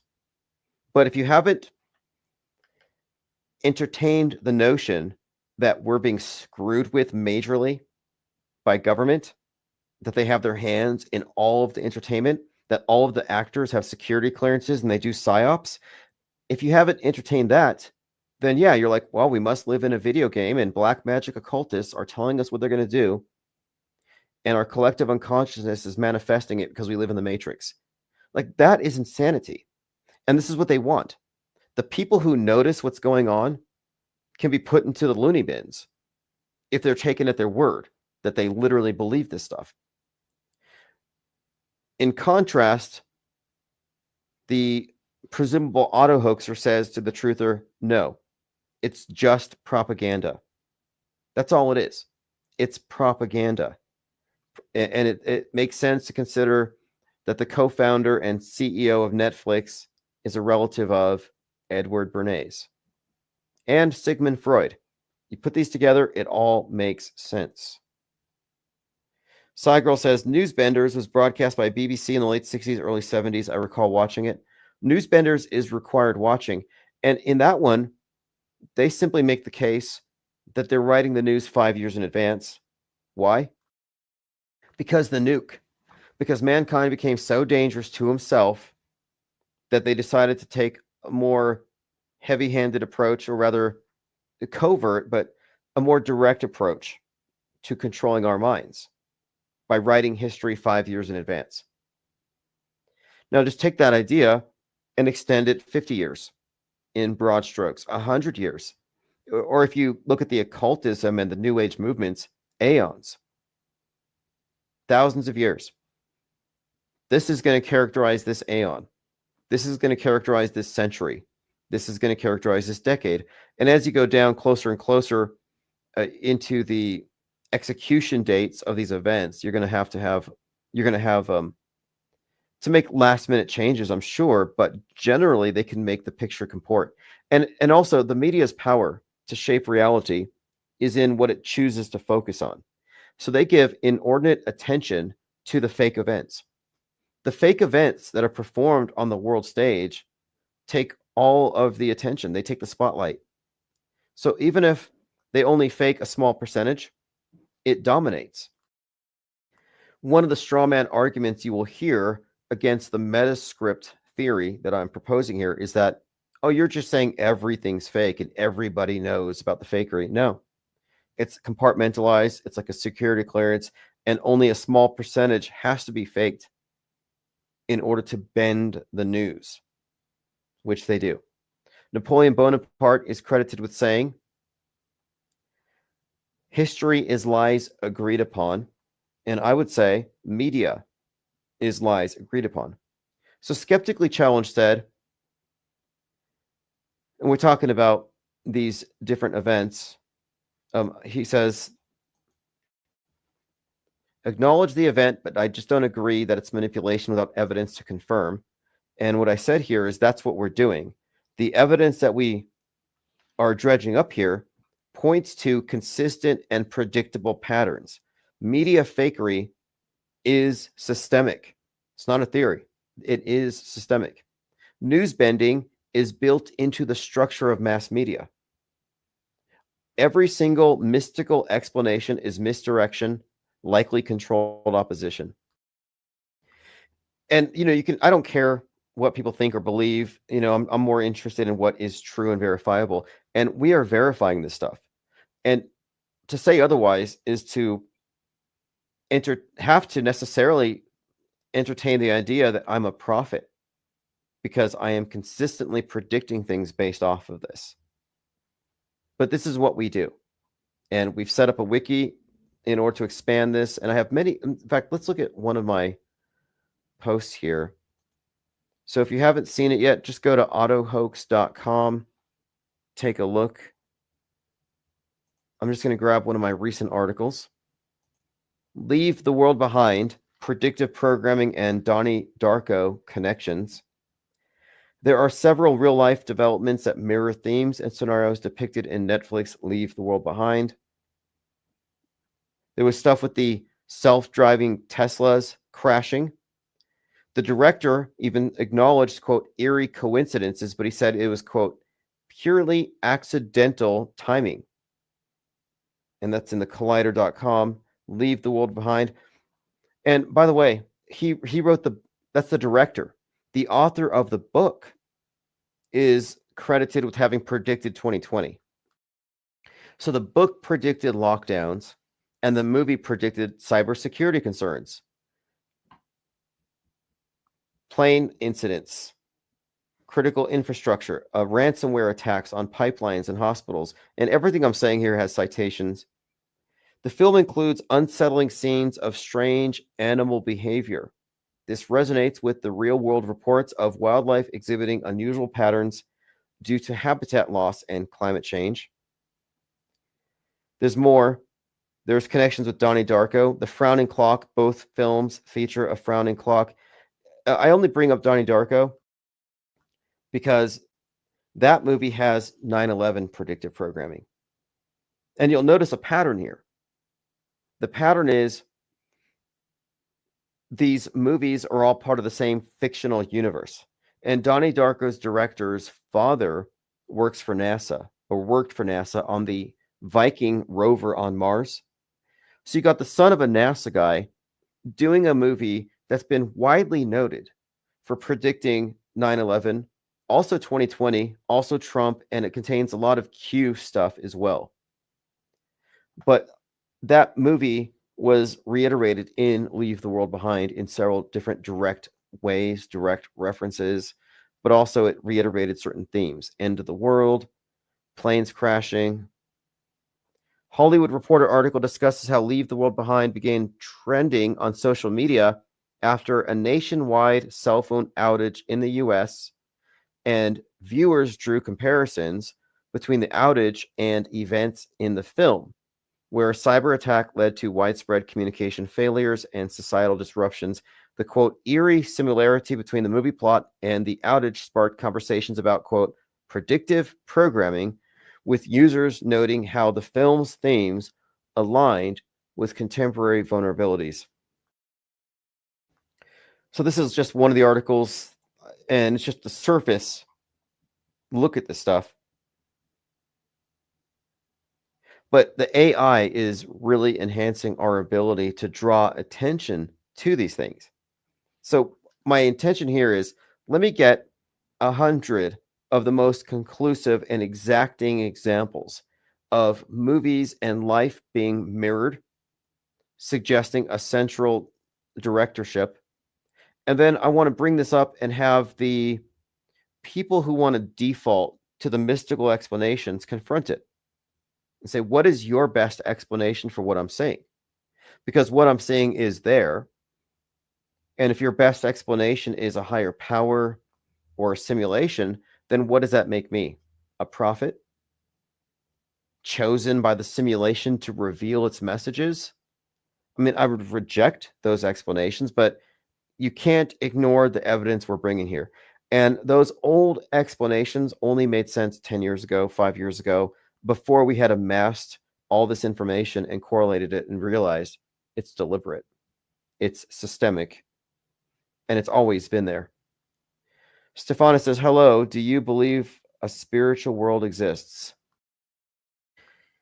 You know, really, that's kind of immaterial to this. I don't believe in the veracity of any religion's claims, religious miracles. I think religion is old school fake news. That media is, in fact, the newest iteration of religion. Why would I follow religion if I don't trust media? I would posit here that media not only has replaced the role of religion as far as worldview formation and getting us all on the same sheet, but I think that modern media has even replaced a lot of the myths with contemporary versions. I mean, look at the flood myth and Noah's Ark and how that has been reintroduced with the National Oceanic Atmospheric Administration, who use the same iconography. Why is NASA and why are these environmental satellites always making use of biblical symbolism? It's because the flood myth has been reintroduced for the atheists. And I think that the new religion is just going to be exhibiting more of the same. Aliens are angels for the atheists, for example. So I reject religions. I reject the simulation religion. I reject the mainstream media religious paradigm. And I don't believe any of the religions have the truth.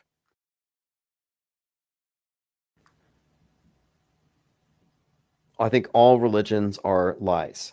I think the media is lies. And one of the points of discussion today on Twitter was when I accused the people who are pro-offering simulation theory or synchronicity as an explanation for news of using the divine fallacy. And there was a misunderstanding here. Divine fallacy refers to any higher power being inserted to explain what you can't explain. We're not just talking about the Judeo-Christian God. So if you're saying, no, I don't think God is manipulating Hollywood and movies and making these coincidences, I think it's the simulation. Same thing. Your simulation is a metaphysical construct. It's a God construct. Braveheart says you should start asking MSM people about what denomination they are. Fox, CNN. Yeah, it's absolutely like that. The mainstream box has two subsets: Trutherville on the right, Woke Town on the left. You got the sleepers in the middle. And the woke are only woke because they're not sleepers like these people. The truthers are awake and red-pilled because they're not dreaming like the blue pillars. You see the dynamic here? Some people aren't going to be satisfied with the status quo propaganda. So they're given alternative stories so they don't call it all fake. So they don't reject it entirely. And these stories are intriguing. They get you involved. Now you can fight the New World Order, or you can fight the man. If you lean left, you go to Woketown. You lean right, you go to Trutherville. But these are both MSM plus. These are both subsets of the mainstream. They're both contained in the political horseshoe. And the political horseshoe and everything they fight about presupposes that all the fake news is real and all the fake events are real and that the fake history happened as reported, including all the psyops that we have deconstructed. So if you're woke, you're operating in that fictional universe. If you're a truther, you're in that fictional universe. Like, I'm not in the same universe as Woketown and Trutherville or Normieville. I am off the grid. And if you are a truther in a bunker, clutching your gun and your Bible, eating MREs, and listening to Alex Jones, and you're safe now because you're in your bunker, you're not off the grid, even if nobody knows where you are. You're even more on the grid than I am. And I'm like right here next to a 5G tower connected to the internet. And I say this because mentally, you're still a prisoner if you think you need to hide in a bunker from weapons of mass destruction that will not be used because they do not exist.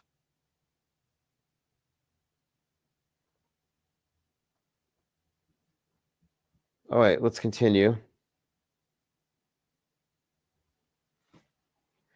Dwayne, apophenia. Yeah, let's talk about that. Apophenia. Bad Mind says, our mind tries to see patterns where there are none. Yeah, that's true. But what I'm pointing out here are patterns that do exist that you couldn't fabricate. If this was just merely my subjective cherry-picked interpretation, then you would be able to reproduce this at random. For example, grab a random headline and find something in the most popular Netflix show right now that mirrors it. That's all we're doing. It's formulaic. But the consistency of it is what we're noting. And I point to the examples that the mainstream has taken note of just to take this idea out of the conversation that only a few people notice. So predictive programming exists, but the idea that okay, the Daily Beast did an article about this, and they said, oh, we're just primates. We're pattern recognizing primates. Okay, well then how come we're the only ones noticing this pattern? If we're all primates and we're all just conditioned to recognize it, then why are 99% of the population rejecting it when we point it out? And they will pathologize it. They'll say, oh, these patterns are not there and you're crazy for seeing it. Okay, well then I'm predicting these things. I can understand accusing apophenia as being the cause of somebody who is making connections and predictions that never come true. It's very subjective. Apophenia is a form of subjectivity, a loss of objectivity. It's a form of mental illness or schizophrenia. And we are insisting on objective facts. And I'm presenting them to you. And you're welcome to ignore them or confront them. Look at my deep dive article, video on Donald Trump and all of the foreshadowing for his head wound. So it just raises the question about what media really is. But if psyops are real, it's a game changer in and of itself. If media uses fakery and simulated events on the routine, yeah, that's a paradigm shift. But the people who would say that there's nothing to see here are not Psywar aware. Do you include in your assessment in what's happening on the world stage the fakery? And how far have you taken it? It's one thing to say, yeah, this launch with Bezos and Kate Perry was fake, and accept that, sure. But that must also have significance for other space agencies. It doesn't simply relate to Jeff Bezos. For example, if Musk's faking it, well, then how are these astronauts in the ISS getting the supplies that he's sending up there? If he's faking it, they're faking it. But the explanation of apophenia doesn't quite cut it, because we're talking about objectively measured things. And a lot of these connections that we're talking about can be researched and can be noted. And again, it's one of three things. It's mere coincidences. And if it's coincidences, it's amazing. Think about that. Let's just pretend we're normies here and we have total faith and trust in government and media, and they would never lie to us, and they would never manipulate us through covert means. So let's pretend that's true. If that is the case, then Netflix has a remarkable ability to forecast the future, because their productions are being created, scheduled, and then on their release dates, real life is following them.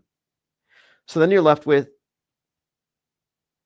major news agencies and movie film production companies are all somehow prophetic. So how do you explain that? How do you deal with the fact that they're all exhibiting the ability to forecast the future? That's not something that I could explain away. But even if you can, you're left with, okay, it's just a bunch of amazing coincidences. And then some will say, well, it's synchronicity. It's the universe. Because they recognize that this is too much to merely be coincidence. But I would say too, what is so hard about believing that the same people that can fake a terror attack in Manhattan can also manipulate all of the entertainment news and entertainment media leading up to it? If they can fake dinosaurs, if they can fake history, they can fake entertainment. Rather, they can fake the news and manipulate the entertainment to correspond with it. But we have been piling up more and more evidence in support of this, to the point where I would like any critic or skeptic of it to review what I'm releasing. Review what I am positing here. I'm not saying believe me, but I am saying that what I'm showing here is true. This is an accurate description of how things are happening. Media is not what you've been taught. So let me bring up this article that I posted today. I want to get through this before we leave. This one's called Reasonable Doubt in Auto Hoaxing, because I think it's a cop-out when anybody says, I don't know, I wasn't there. Okay, that's fine. You can take that position. You can say you don't know anything and your mind is feeble and incapable of discerning fact from fiction. I am forever confused and in the fog. Yeah, that's fine. You can be there. But I'm not there. And being ambiguous about what's real and fake is not an excuse to claim an intellectual high ground. Like, oh, you guys are way too certain about what you're claiming, but I have no clue what's going on. Like, well, that's nothing to be proud of. We do have a clue and we know what we're talking about. So, for example, reasonable doubt. I am 100% sure the assassination attempt in Butler, Pennsylvania was fake. And to suggest that it might have been real is the same thing as saying, well, maybe Kate Perry really went to space. Or maybe the next moon landing will be real. Well, if you know that space fakery is the norm, at no point are you going to say the next one is going to be real. The skeptic's job is not to doubt their own perceptions, but to prioritize the perceptions over what they're being told. And when there's a discrepancy, the skeptic is supposed to suspend their judgment until facts can be gathered to explain the discrepancy. After consulting the available information, they can make an informed judgment. But all of these doubts have to be addressed before claiming with certainty the event was real. But mainstream believers don't have any doubts. They have faith.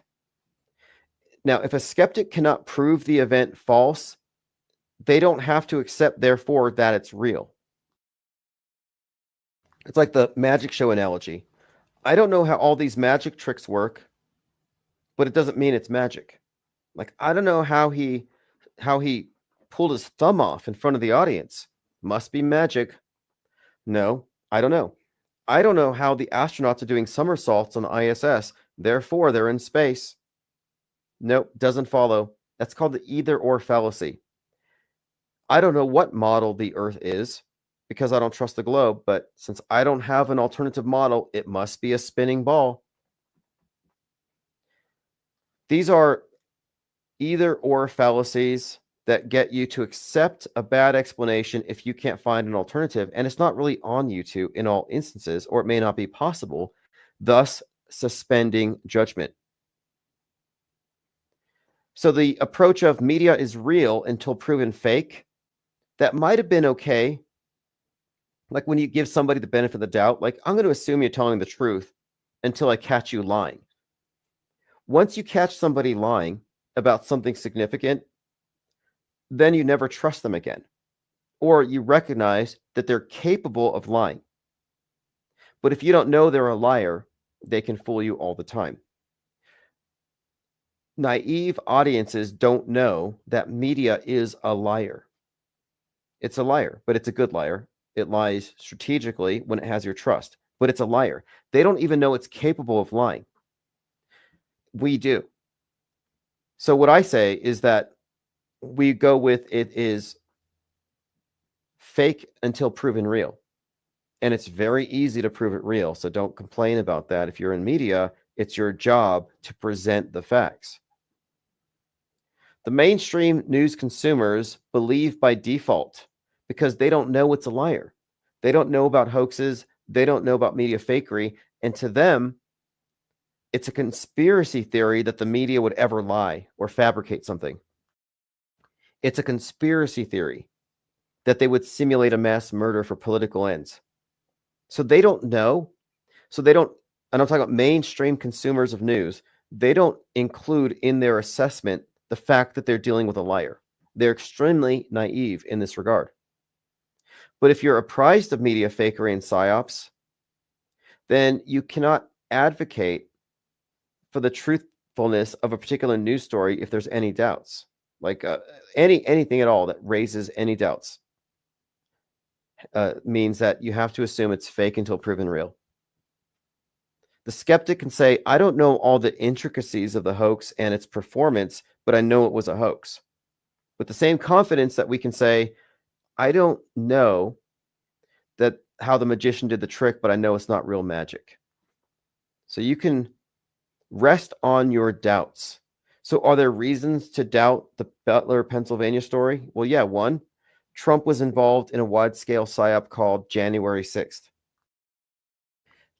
Trump was not a clueless outsider to what happened on January 6th. We can demonstrate this in a number of instances and in different ways. But January 6th was a staged event. Ashley Babbitt did not die. Trump was also somewhat involved in the 9/11 hoax. He even claims he saw the towers hit the building. So from that, we can conclude that Trump is already involved in wide-scale psyops, even 2020. He exists as a fixture in predictive programming. Amazingly, he has shown up in various forms in entertainment since 1958. So he's a character. And that might be a hard one for people to understand, but it shouldn't be. A crisis actor pretending to have witnessed an event is a character. Trump is a character who pre-existed himself. I mean, that role I mentioned of Robert De Niro as the Senator McLaughlin getting shot, that's a movie from 2010, before Trump was even a xenophobic politician. His role preceded him in that particular capacity. He hadn't become Trump the politician yet, but Trump the politician had already been presented to us. What's more, we're talking about Butler, Pennsylvania, recycled photographers from previous psyops, the same AP lensman who immortalized Bush's blank stare on 9/11 was the same guy who photographed the bullet whizzing by Trump's ear. Now think about the significance. Bush has a Secret Service agent whispering into his ear about 9/11. Same photographer photographs a bullet whizzing by Trump's ear. So same photographer, two different presidents, the ear is being pointed out in both, which I think is kind of an interesting coincidence. There's a few other elements to it. There's more, the PR stunt like optics, the Braveheart photo shoot he did. Another key point here, informed disbelief weighs more than low information belief. So my informed disbelief about any event has more credibility as far as the perspective that I proffer than somebody who believes it because they saw it on TV. Low information belief. But what do we know? We know for sure that fake news aggregates, piles up, and it becomes history. And as I said, you can look at any history book. All of the conspiracy theories or the hoaxes and psyops that we talk about are printed in the history books as real events. So we have lived through it, and we live through it daily. History is lies agreed upon. It's largely fake. So we know this to be true. And if you can accept the premise that history is being written by the conquerors, what makes you think they only rewrite or revise things? What I'm positing here is that history is written by the conquerors. We are the conquered. And they write the history in advance and act it out on the world stage, day by day, year by year. Fake until proven real only if. We're not saying everything's fake, but if there's extraordinary claims, hoax indicators, ready-made, bifurcated political agendas, crisis actors, relevant predictive concurrent programming, and drills. For example, the AA flight hits the helicopter, and I said, wait, let's see if there's any drills. We already have predictive programming. We got flight risk that just came out. Sure enough, not only were there drills at that time in that place for pulling people out of ice water, but the event itself happened in the context of a drill, a continuity of government drill for evacuating VIPs. They were doing a drill when it happened. So when we say drill, what do we really mean? We mean closed movie set. We mean essentially like a Hollywood movie set where they could blow anything up. They could kill people. They can do all sorts of things. So why do we not go with real until proven fake? Well, one, it's illogical. The burden of proof goes upon the claimant. And two, how can low information believers claim it's real if they're not accounting for the frame of reference they're given? And they would claim to they would say something's real, perhaps in ignorance of the media's capability of lying. I mean, the fakeability question here is important. Like, what is fakeable? Some people don't know. They can fake terror attacks. They can fake anything. If they can fake it in the movies, they can fake it on TV. Okay, let's continue. Going through your comments. We've got about 78 people here. We're only on YouTube at the moment, but we're going to be expanding here onto some other platforms. So we're talking about why we say it's fake until proven real. Conclusion: there's plenty of reasonable doubt about the reality of the assassination attempt in Butler. In addition to predictive programming, there are many examples of concurrent programming. Stuff we didn't, so some of it I haven't mentioned here. The stuff from magazines. Stuff that was even noted by mainstream.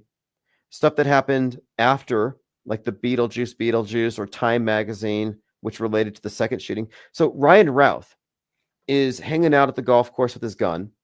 Trump is on the golf course, and the Secret Service stopped Ryan Routh from shooting him.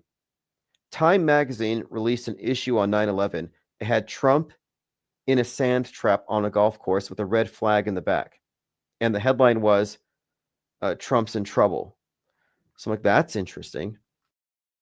9/11, Trump's in trouble, golf course, sand trap, red flag.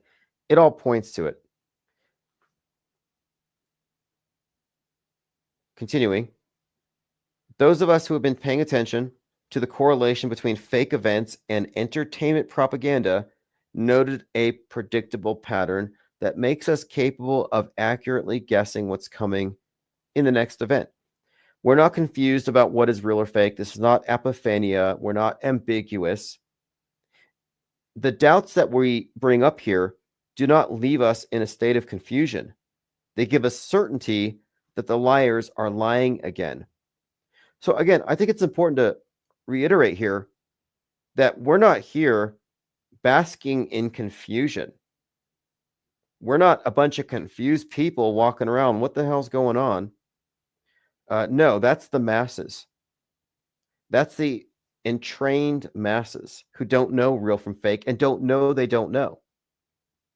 They don't know that they're unaware that real and fake have been effaced. They don't know they live in a simulation, a mental simulation, superimposed over the objective world.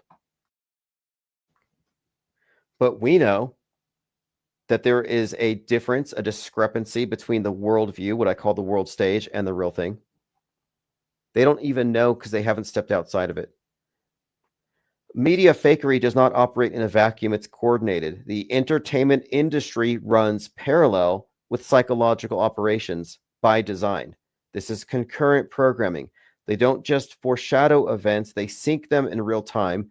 These coincidences aren't happening by accident. They happen by production schedule. These are scheduled alignments, scheduled by people at Netflix, people at the news. And this does not mean that everybody knows, nor would it even be required. In fact, the writers of the movies would not need to be in the know about very much. But if you're still asking if it's real or fake, like it might have been real, I don't know. Maybe he really got shot, maybe he didn't. I would say that is a very uninformed perspective that misses the point. We're not debating, was Trump shot in the ear or wasn't he? We're asking, what was the agenda behind the fakery? I'm not at this point where I'm still ambiguous. Like, I'm not confused. Like, maybe he got shot, but maybe he didn't. If I was ambiguous, I would be super confused. Like, wait a minute here. How is it possible that this happened and it was mirrored by all this entertainment at the same time? Because that's a lot to explain away. So a couple more points. Reasonable doubt is all you need to reject the official version. You can be a non-believer. And the only logical explanation for entertainment propaganda mirroring the psyops is that these are coordinated by the same entity. We have effectively ruled out higher powers when it comes to media coincidences. We have. And if you disagree, I would invite you to point out one single media entertainment event that could only have been orchestrated by something higher than man. Show me the hand of God at work. Show me the hand of the simulation at work. Just one time. And I'll show you 100 examples where it can conclusively be demonstrated to have been authored and executed by human beings. But again, any doubts raised for any event are sufficient enough to not believe it. So I have a couple of articles linked here. If you haven't seen these, 11 Trump predictive programming examples. And then I have a deep dive video on the same if you haven't seen these. But this is just scratching the surface. The foreshadowing is precise. Not only is it precise, but look at this one. This is from The Atlantic. This came out a couple weeks before. It has a red curtain over Trump's head. It looks like blood dripping down his face. We were talking about this before it happened. Look at the ear. The top of the ear, exactly where Trump got shot. And this is the third example I can point to from The Atlantic, foreshadowing the same. I found this out after the fact. Let's say you were watching Batman Caped Crusader and you see the finale Well, you got this character, Rupert Thorne, very Trump-esque, and Batman sends him a warning. And the warning shot is in the form of a boomerang that cuts his right ear. And then it cuts off, and we're waiting for season 2. Bit of foreshadowing, another Batman connection to the whole thing. But again, Batman declares war on Rupert Thorne.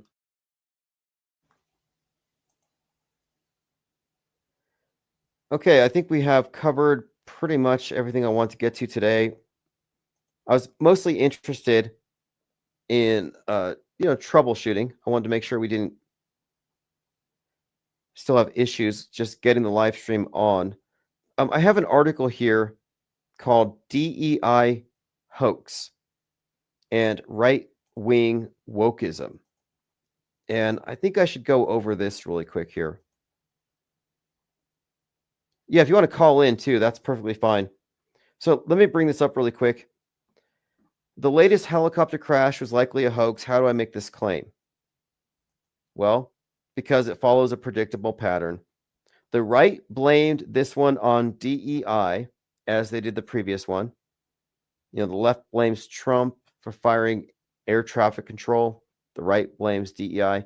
So the instant that you see that the event is politically divided straight down the middle, or it has coincidental drills or entertainment, you can just go ahead and doubt it.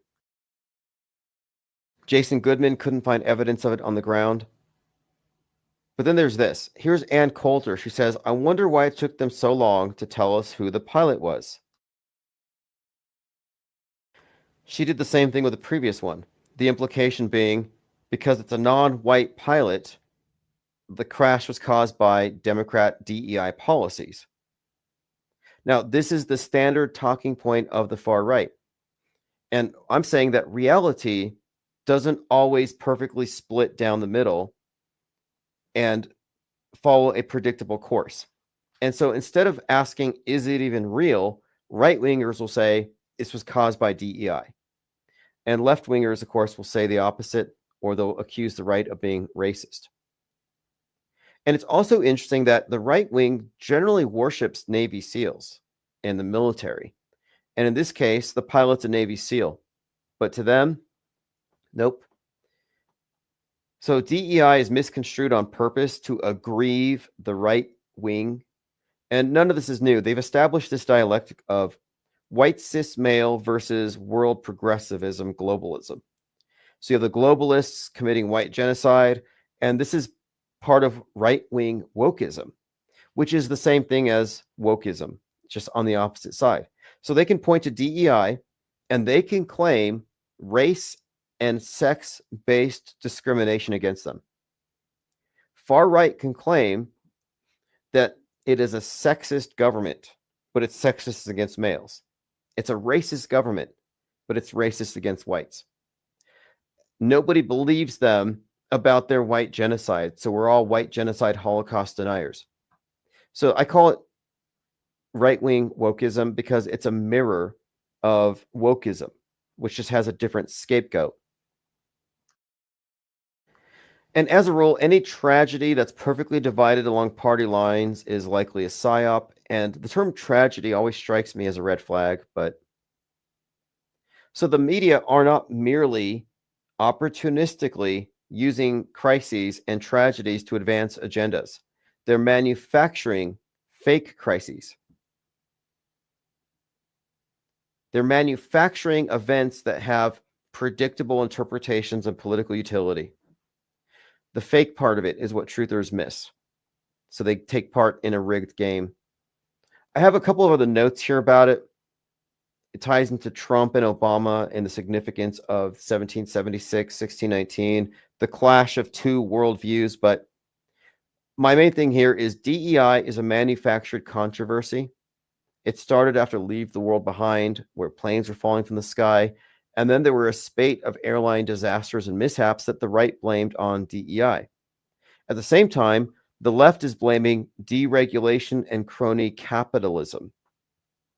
So both sides are being driven to their most extreme positions. The left is waging class war. Mainstream liberals are vandalizing Cybertrucks and calling for the heads of Musk and Trump. We see it on both sides. I have an article called Partisan Fears in the Bifurcated Mind War. And if you look at the AI generated images, I said, I needed an image of right-wing wokeism. And it gave me what looks like a bunch of blue-haired MAGAs. Like it's actually a bunch of, to me, it looks like lefties with blue hair, but dressed in American flags, waving flags. It's very incongruent. But this is how Grok interprets right-wing wokeism. Okay, let me open up the phones here. I'm glad you're actually calling because I wanted to test out my new system here. Okay, you can call in 3, 2, 1. Phones are officially open. And I'm not going to put the phone on the screen, so don't worry about your number. I was kind of worried that it would put your... Okay. Hey, caller, can you hear me okay?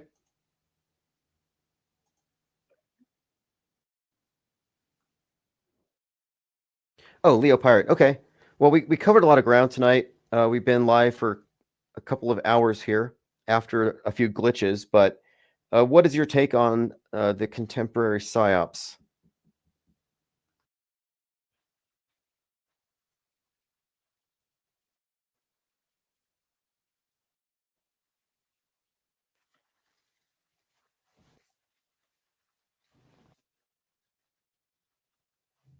They should be able to hear you now. I had give it just let me double check.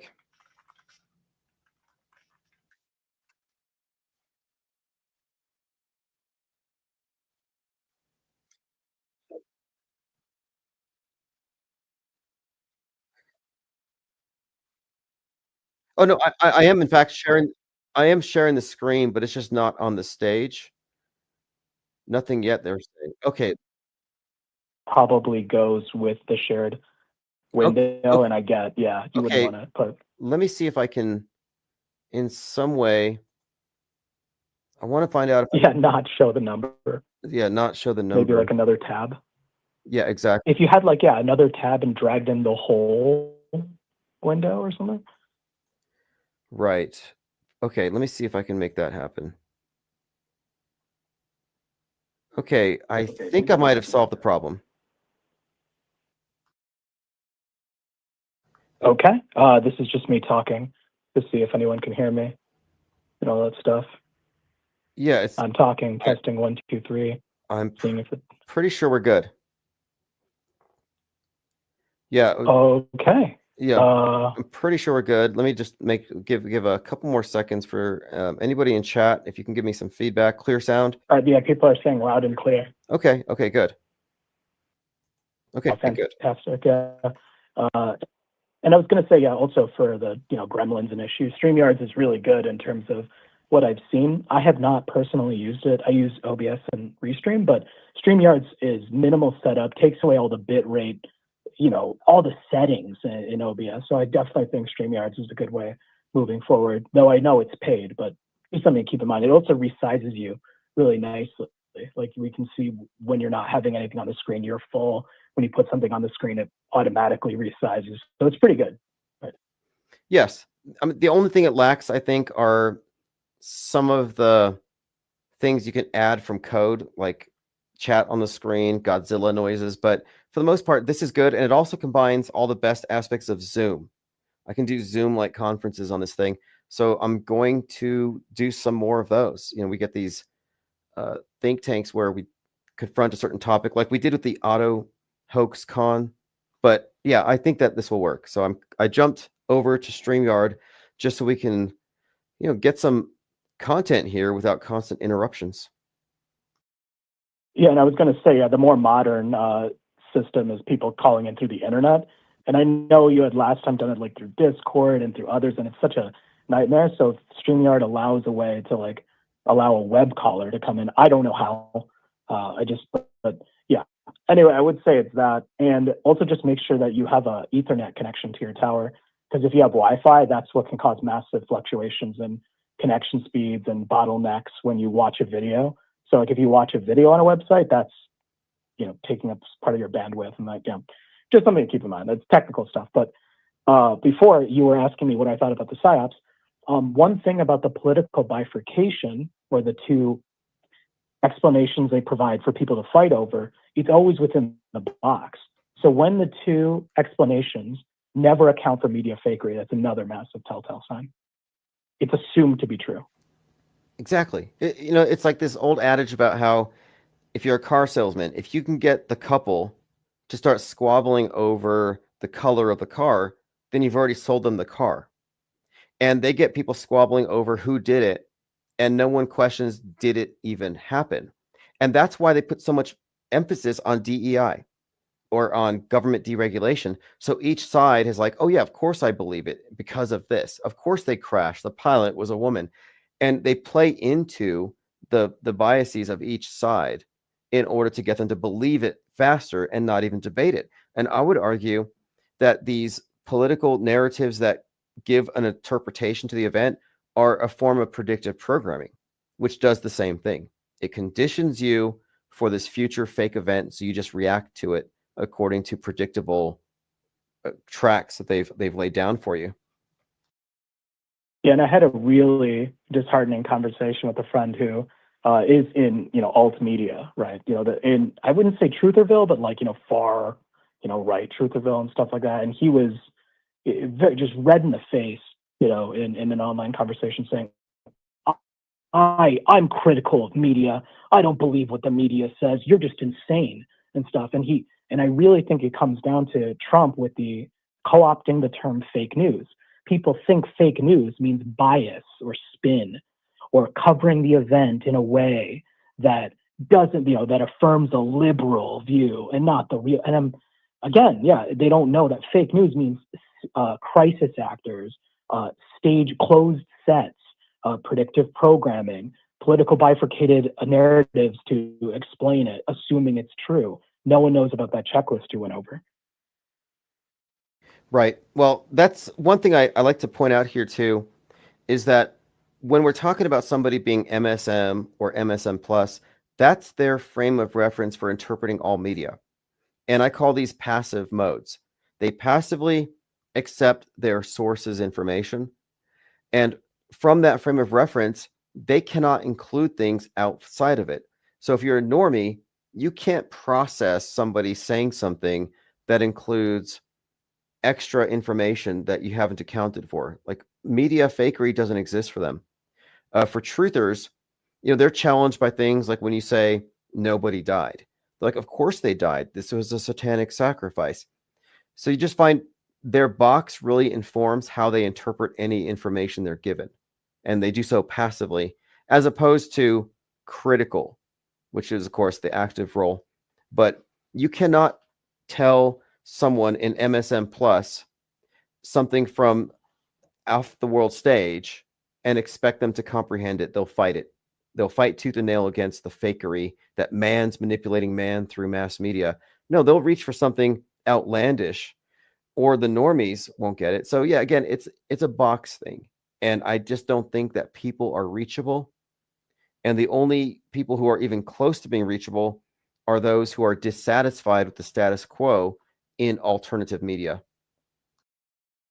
Yeah, and that's what I was thinking. Because he is very, you know, dissatisfied with the status quo and is in the alt-right kind of Trutherville box. It's just the thing is, I almost think it's an emotional sunken cost fallacy, because he's so emotionally invested in the alt-truther, you know, Trutherville narratives, right? The idea that all of the political theater that he has invested in researching who funds who and their connections, to say, yeah, all that research you've done is valid, but you're researching actors. It's kind of like telling you, yeah, everything that you've been doing is just totally, it also removes agency as well. You notice that these types are very activist driven, right? They want to make a change on the world stage. And if you tell them no, it's like yelling at your screen with Walter White, thinking you're going to change the next episode. It's like, ah, if I yell enough, then maybe the investigator will know that Walter White is just under his nose. That's ridiculous, but it's like that for our current media system. Well, some of them believe in what they're doing to the extent where their identity is attached to it, their emotions. Like when I first encountered QAnoners, I lost a friend to QAnon, and this person was an auto hoaxer. They knew media was lying, but then when Trump came along, they said, no, Trump is the truth, and only the Democrat media lies. And I remember at the time, though, they said, don't you want to save the children? Why are you constantly bad-mouthing Q? What am I supposed to say? No, I don't want to save the children. But they operate on the presumption that there are children to be saved. You get environmentalists in the same way, save the whales. You get somebody to think that they're fighting for a real cause, then you're saying it's fake. Yeah, of course, they've invested so much emotion into that. And a lot of Q people have managed to put down the Q pipe, but they're never going to come out and admit it. It gradually died off because the Q drops stopped, but that's the only reason. But they invested emotionally in it, so they're going to be diehard believers in JFK coming to save them until the end. And I thought maybe a lot of them moved on, but anytime there's any kind of glimmer of hope, they come back. Like when they said the JFK files are about to be released, a bunch of QAnoners just came out of the woodworks. I'm like, wow, they're about to get another dose, I guess. But and I also think it's beyond their scope to comprehend that our mass media narcissistic system can also engineer underdogs. Because I do recall during Trump's first term, it did feel like he was an underdog because of how much the MSM and just basically every talking head was speaking against him. And on anonymous image boards, there was the meme magic. People thought that by posting Pepe frogs, they were like memeing or influencing the world stage to get Donald Trump into office. It seems ridiculous to say now, but I'll tell you, I witnessed firsthand, people really did believe this. And they thought they were practicing chaos magic. They thought like, oh man, if I put these occult sigils and memes and stuff, then people will begin to accept the God Emperor. And I just always remember thinking this is nonsense. And yeah, it's like they can buy a narrative if they're sold an underdog. But as you mentioned in today's episode, the narrative of Trump being this business mogul who comes from the outside in has existed even arguably before he was born, if you go all the way back to that one TV show episode in the 1950s. And if you think the Ingersoll Lockwood books are actually truly dated, not retroactively made to fit into a narrative. Right. And by the way, Trackdown came out in 1958, so he would have been 12. And that came out on like May 9th, 1958. The next day is the date for a Quantum Leap episode where Sam goes back into 1958, same date as Trackdown, basically, and he's a cab driver. And in the back seat is Fred, Christ, Trump, and a young Donald Trump who would have been 12. So there's actually a consistency in the predictive programming of Trackdown and Quantum Leap. Quantum Leap has the time travel theme, but they both reference Trump. One of them is a grown-up Trump, and the other one is the child Trump, aged appropriately. But anyway, it's pretty intriguing how far back Trump goes. Same with Musk. Musk, before he was, this world stage persona, he existed as a idea and as a character in Werner von Braun's book, Mars, A Technical Tale. And he's lived out that role like it were prophecy. And the blending of fiction and reality, we even see that because pretty sure Elon Musk was in Iron Man 2 or something. And in Iron Man 1, they had that guy on MSNBC who says like, buy, sell. In The Madness, the main character was from CNN and stuff. These are shows that ostensibly exist in reality, right? But here they are in fictional movies. And when people observe that crossover, they just think it's funny, kind of weird.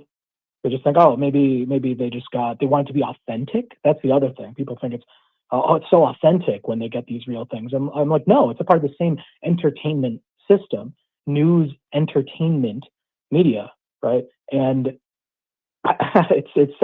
they're so brazen about it, because I think with the last Auto Hoax Con, or the one you had with Reverse History, he had a clip where, was it Stephen Colbert, where they openly made the connection you're talking about with the Quantum Leap episode, right? Like, Yes, yes, and as I said with the Trackdown episode, the Trump character gets arrested. So at the time people noticed it, he hadn't been arrested yet.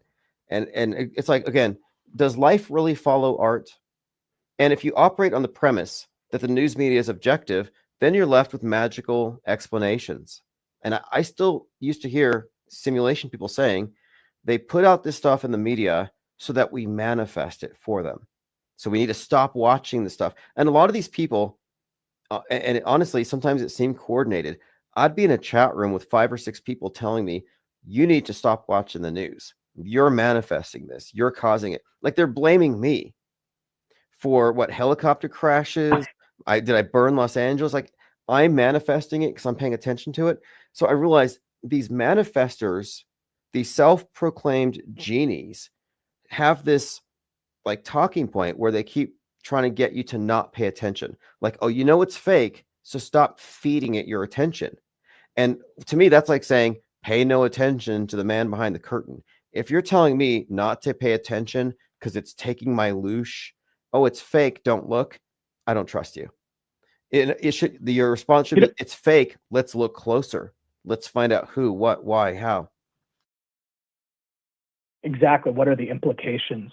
And I'll tell you, long before I found the IPS, that was the model I had ascribed to because of the book, The Kybalion, which is a translation of the Emerald Tablets, which essentially posits that idea that the polarities of reality you can attune mass populations to it to manifest or crystallize it in reality. And I really did think that. In fact, before the IPS, it's like I couldn't watch the news or movies. I mean, I would around people, but it's like, it felt like water torture and stuff, because I was like, this is so boring. I can clearly see what kind of suggestions they're putting in this. It's just like whatever. But then, I also was apprised of media fakery. I did know about a Sandy school.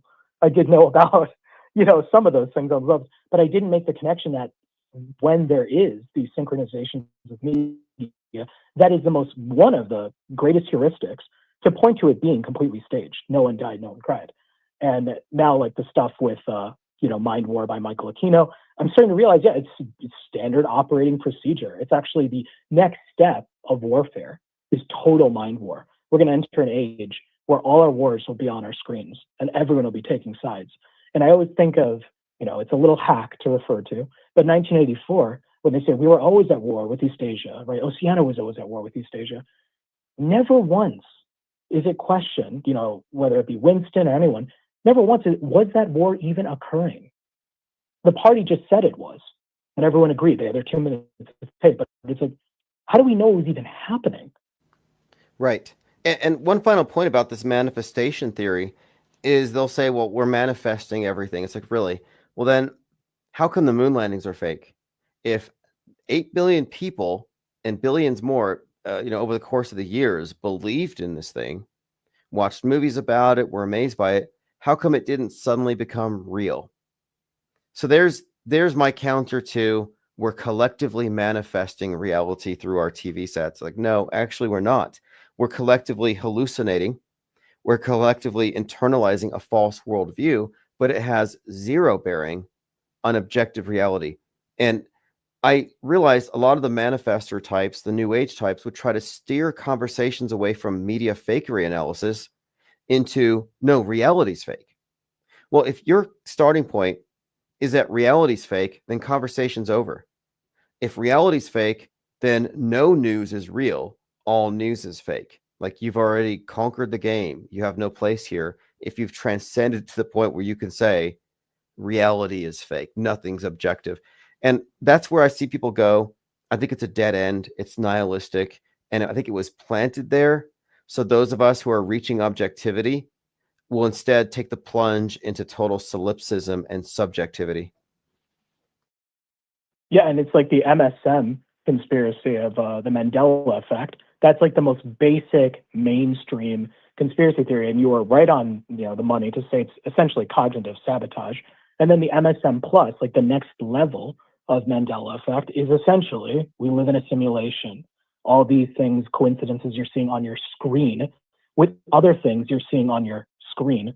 It's because the screen is your reality, right? Like the reality is just that. And it is cognitive sabotage for both. So you have the MSM cognitive sabotage, the Mandela effect.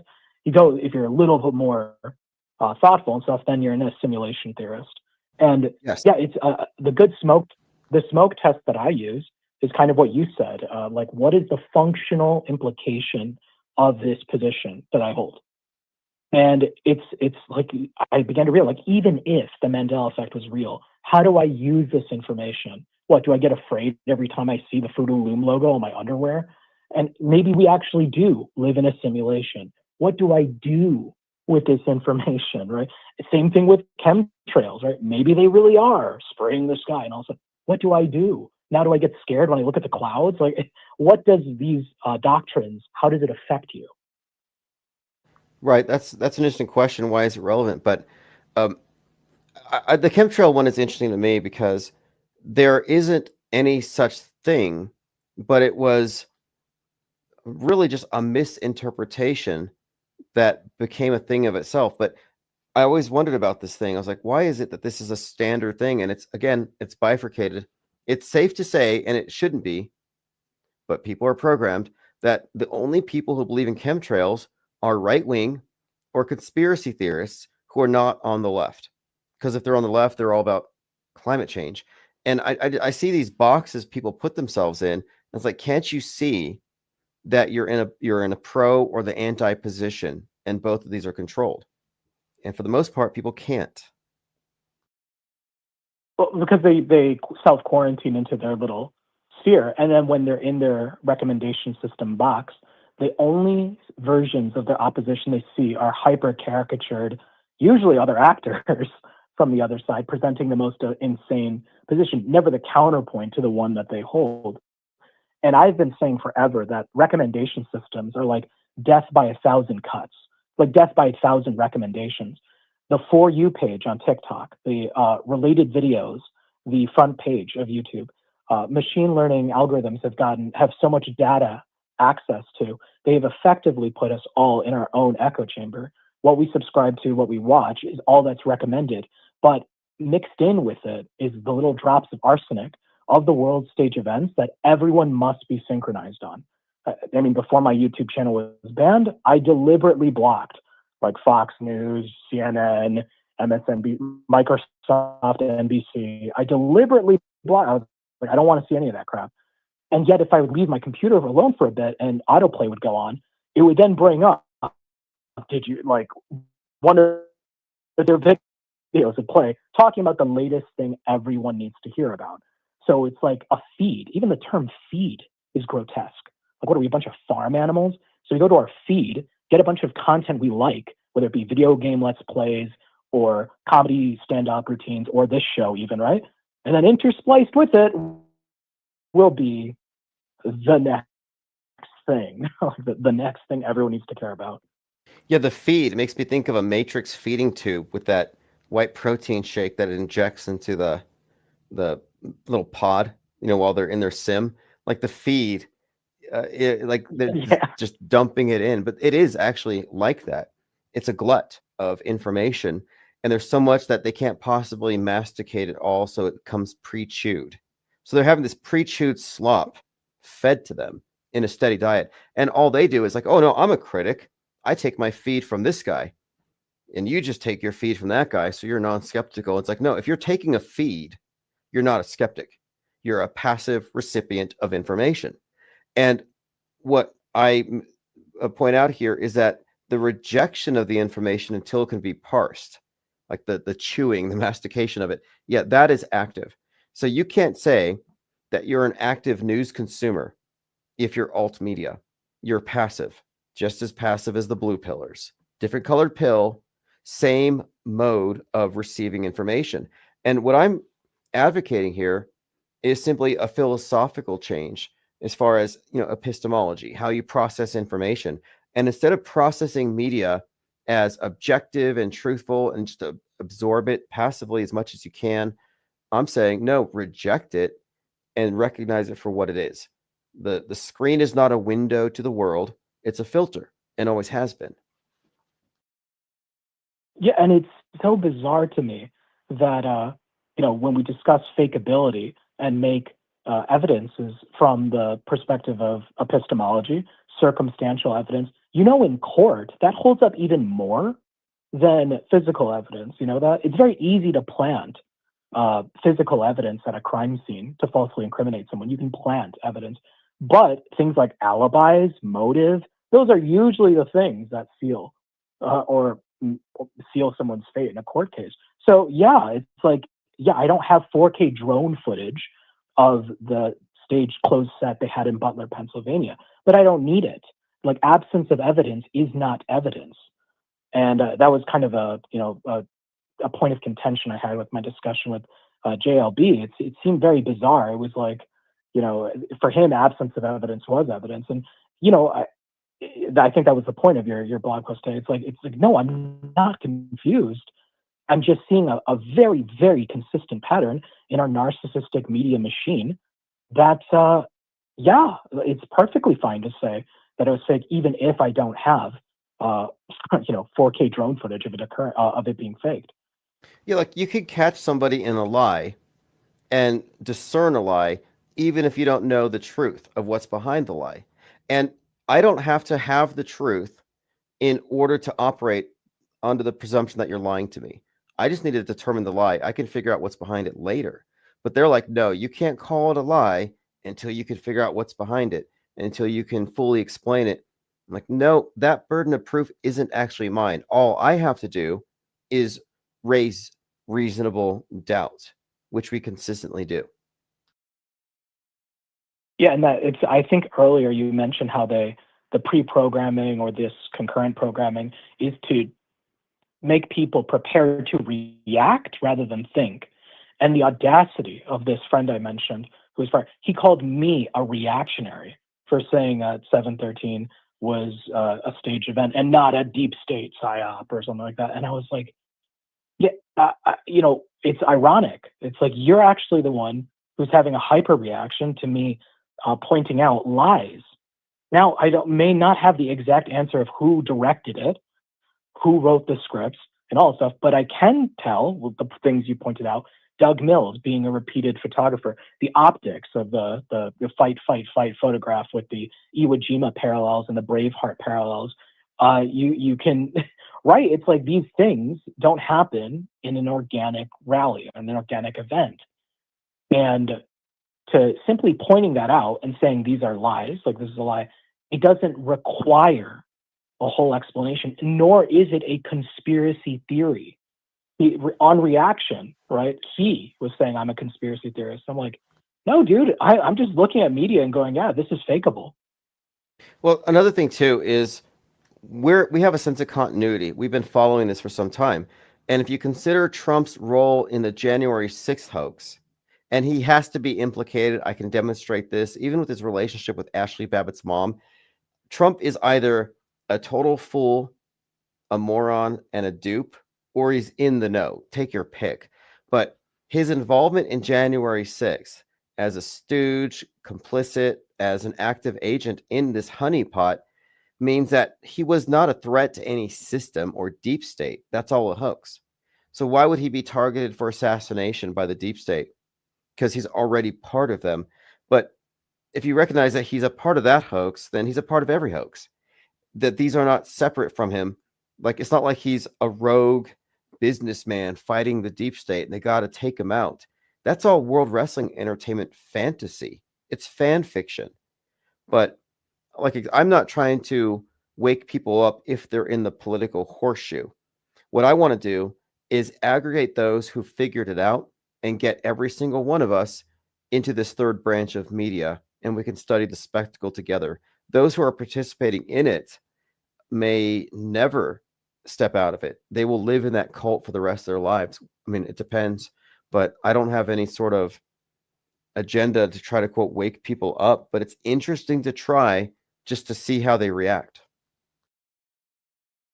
Yeah, and it's again this contact of mine.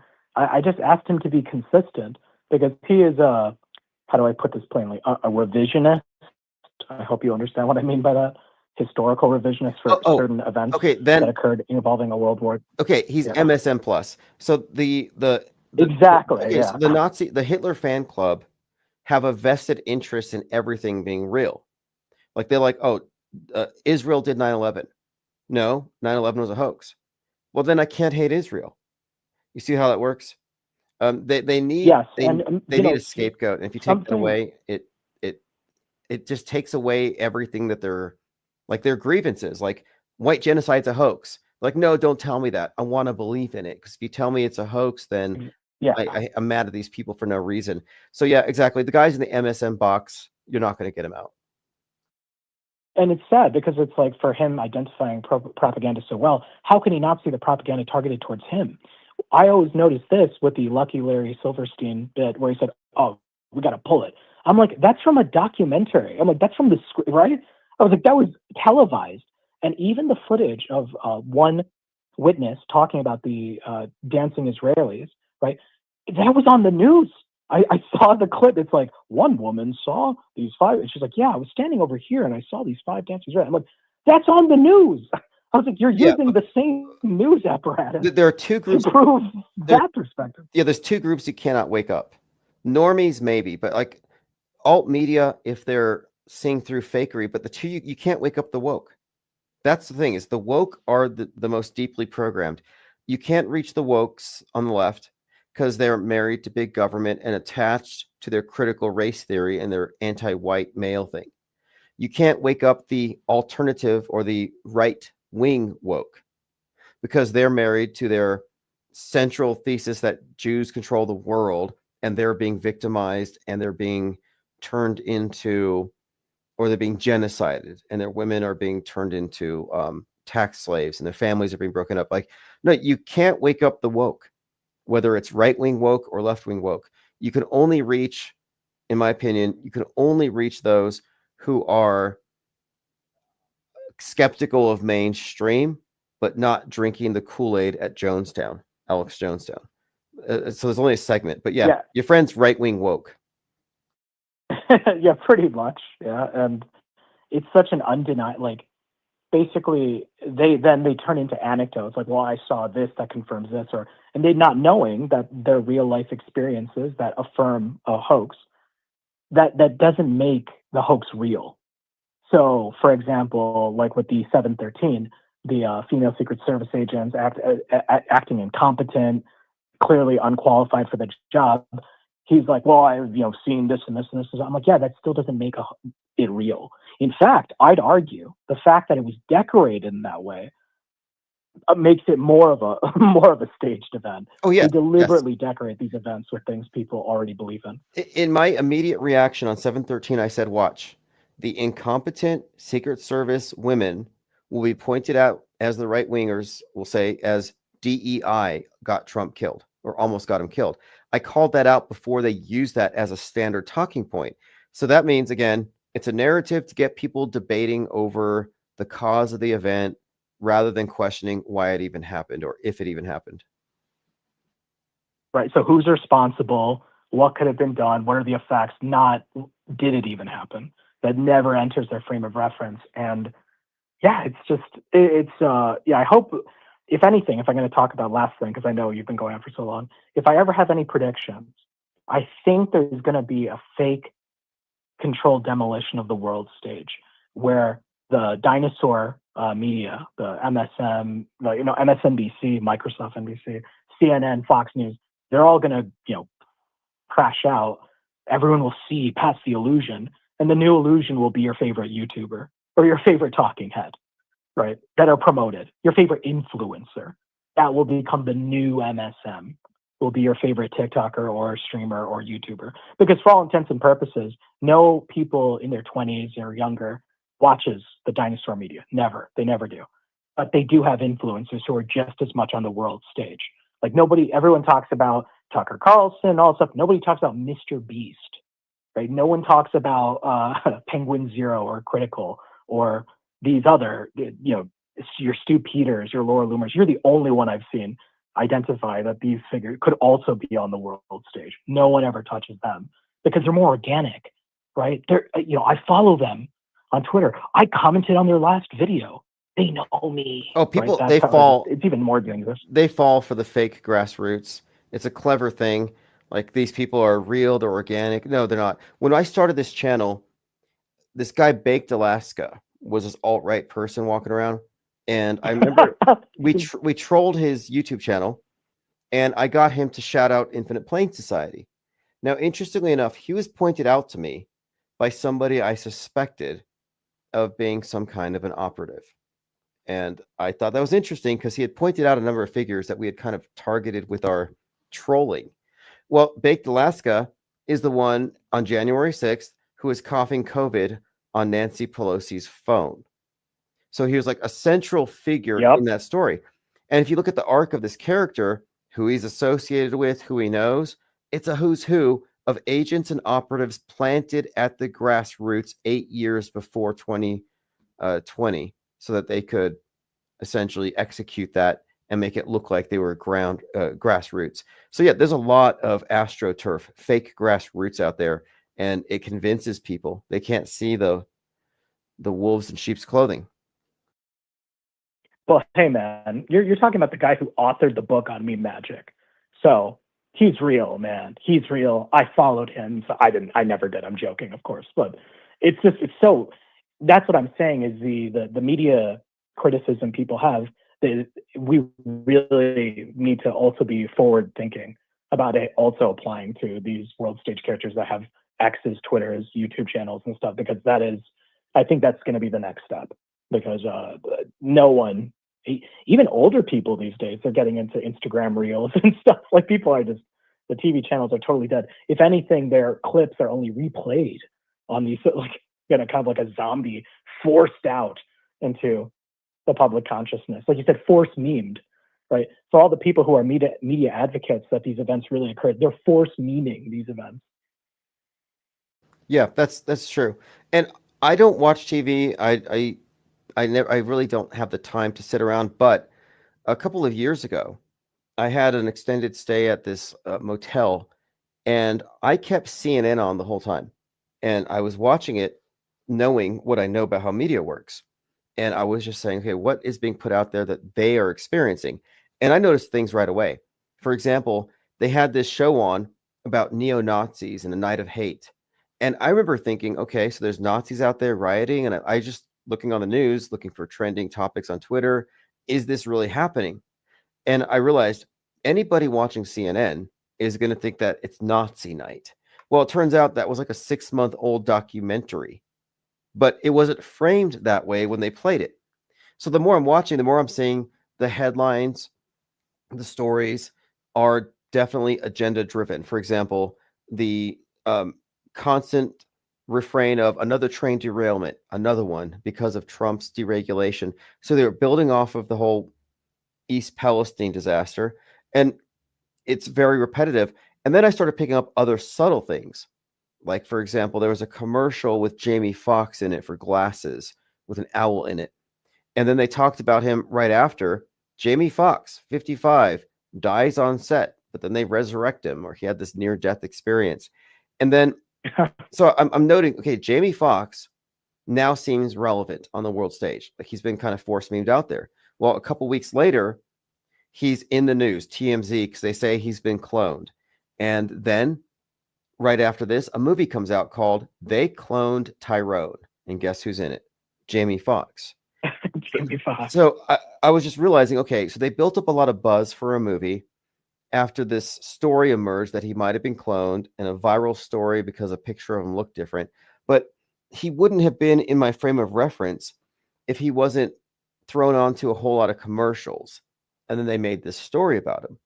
Now, this is not disconnected from a number of psyops at the time, because Jamie Foxx is very relevant to the conversation of police brutality, BLM.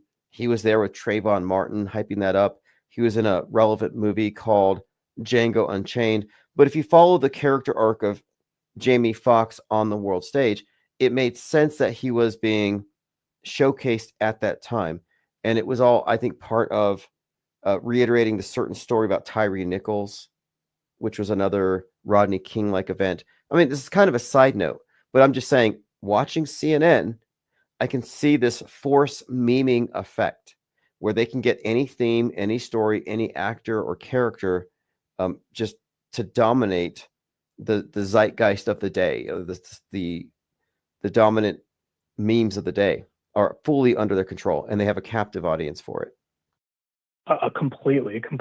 And yeah, the actor persona stuff, and what I love so much about the IPS think tank, it's not just like, oh, look, this is fake.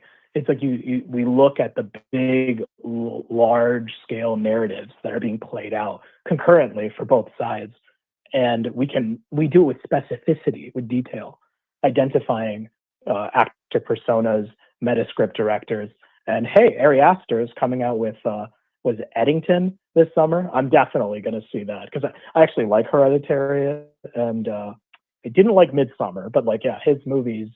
This summer movie, Eddington, is about radicalized COVID conspiracy theorists. Oh, starring Joaquin Phoenix. Oh, that's starring good. Joaquin Okay. Phoenix. The Joker's in it, so you have to consider all of his other Yeah. propaganda roles when they put these things out. Yeah, and Midsummer was like a very subtle white supremacist horror film about like the fear of white supremacy, where they go to this like, you know, pagan Norse thing, kind of a modern day Wicker Man, but purely white people, scary swastikas, right? So I'll certainly be interested in that watch, but yeah, it definitely goes through. And the tagline for Eddington is "Hindsight is 2020." Oh, that's good. That's good. I'll Like, check that one the out. year 2020. You know, so But yeah, anyway, thanks for. Yeah. And you reminded me of one because I'm thinking through these things and concurrent programming. I watched this show called Ruby Ridge because it's trending. And what happens the next day? Tyreek Hill gets treated roughly by some cops, and it shows up on TV. He's on his way to a Miami Dolphins game. He's a player. So I'm like, wait, Tyreek Hill gets the police brutality treatment just as Ruby Ridge is on Netflix. And the opening scene of Ruby Ridge was exactly what happened to Tyreek Hill. And when the Tyreek Hill thing happened, a lot of commentary was, wow, you have to watch this Netflix movie. And so their thinking is it's like life imitates art, or this is the art's reflecting the zeitgeist. Watch this movie to be informed about what happened to Tyreek Hill. And I'm like, wow, they're just lining up for their own programming. Commercials for Netflix shows in the supposedly real news. And yeah, like you mentioned, the media themselves even drew parallels to that, but it's just an eerie coincidence, right? It's kind of like, you know, Elon Musk saying it looks fake, right? But it's not. So whenever there's a news event that points out the stuff we point out and go, wow, what an eerie coincidence, but it's a coincidence. Well, yeah, exactly. It never this is a coincidence manifests or gets bigger. So what is the explanation for this though? Rebel Ridge comes out, and it's about racist police departments, systemic racism, and this guy fights the power. And then Tyreek Hill, a super rich, popular football player with a very expensive, nice car, and no matter how well he's done, he's still treated terribly by the cops. And that's this parallel messaging. So then what we're seeing here is that there's a coordination between the psyop of this player being pulled over publicly and treated that way and the release of the Netflix film. So it's not simple. I mean, it's not complicated to see how they orchestrate these things. And so my explanation here is Tyreek Hill took part in a psyop. I think that makes a lot more sense than the universe inspired these Netflix writers to make this really terrible series. And it's going to coincidentally coincide with some football player going through something similar. I mean, the explanation for this is quite simple. And I think we're arriving at that here. And I'm hoping that more people who used to fall for the mystification of these events can start to see clearly what we're pointing out. Yeah, and the great nephew of Edward Bernays was the co-founder and first CEO of Netflix. You should ask the Synchro Mystics that when Edward Bernays staged photo ops with actresses pretending to be feminist protesters smoking cigarettes, and it was a news story that they were smoking cigarettes to stimulate the sales of cigarettes in women and remove the stigma. Ask them if that was the universe that prompted Edward Bernays with that idea, Yeah. or if it was Yes. the funders. Great point. And I'm glad you brought this up, because we can kind of talk about propaganda in the same way we talk about advertising. And we're talking about advertising ideas and events and narratives and even personages. So there's a lot of overlap between propaganda and advertising. It's really just context. And it's almost a distinction without a difference. But thank you very much for the call, by the way. We've covered a lot of ground in the last 45 minutes. For sure. And we'll be in touch. But so thanks. Bye. Yeah, and again, thanks for helping me test out the new phone system. Have a great night. All right, everyone. That is Leo Pirate, mindwar.page. So tonight was big because we had to test out the new system. And the new system is going to work just fine. I'll be even more fluent with it tomorrow. There's quite a lot that I can use here that I don't have available with OBS. So this is going to be great. We've been talking about space fakery, concurrent programming, media manipulation. These things are all integrated. If you're at the point where you're willing to accept that Kate Perry faked going to space, everything else we're talking about here shouldn't be a challenge at all. There's no separate entity faking space and faking terror and faking history. It's all monolithic and uniform, coming from the same place. We've talked about the fact that we live in Black Ops 2, and a lot of people are noticing.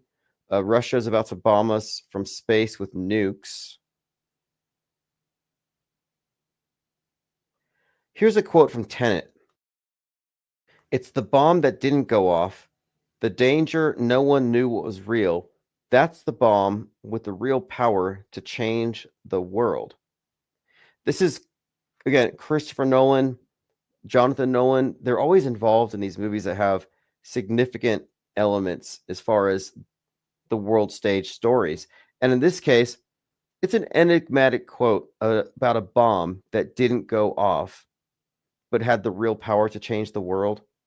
And in the context of Oppenheimer and Fallout and all their other movies that have relevance to fake events, I think that might be something of a statement about the fake nuke, and how the fake nuke, when it became real, it reframed geopolitics. It changed the world, and it put everybody at the mercy of various world dictators and at the mercy of their own leaders to keep them safe. It put us into the end times. Like, I don't believe we are in the end times. I'm not a religious cultist. If you're a mainstream believer, you must therefore believe we are in the end times. Whether it's planet killer asteroids, nukes, or climate change, you might as well not save for the future, because it's all going to end. I'm not an end times believer. Here's a quote from Orwell: erase a people's past and you control their future. Well, they do this. They erase our past, but they do so by inundating our news with fake news and covering up whatever is really happening and superimposing a false paradigm over it. So they may not be technically erasing our past, but in the sense that they're making up and confabulating the now that becomes the past, it's tantamount to the same thing. And they do, in fact, control the future.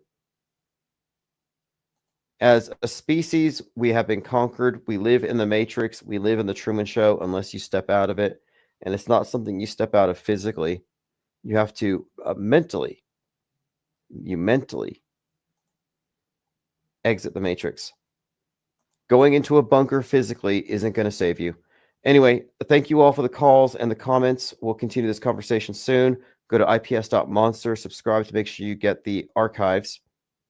And the upcoming archives that I upload do have infographics and transcript summaries, courtesy of Perplexity AI, ChatGPT, and Claude. So you don't want to miss it. Have a great evening.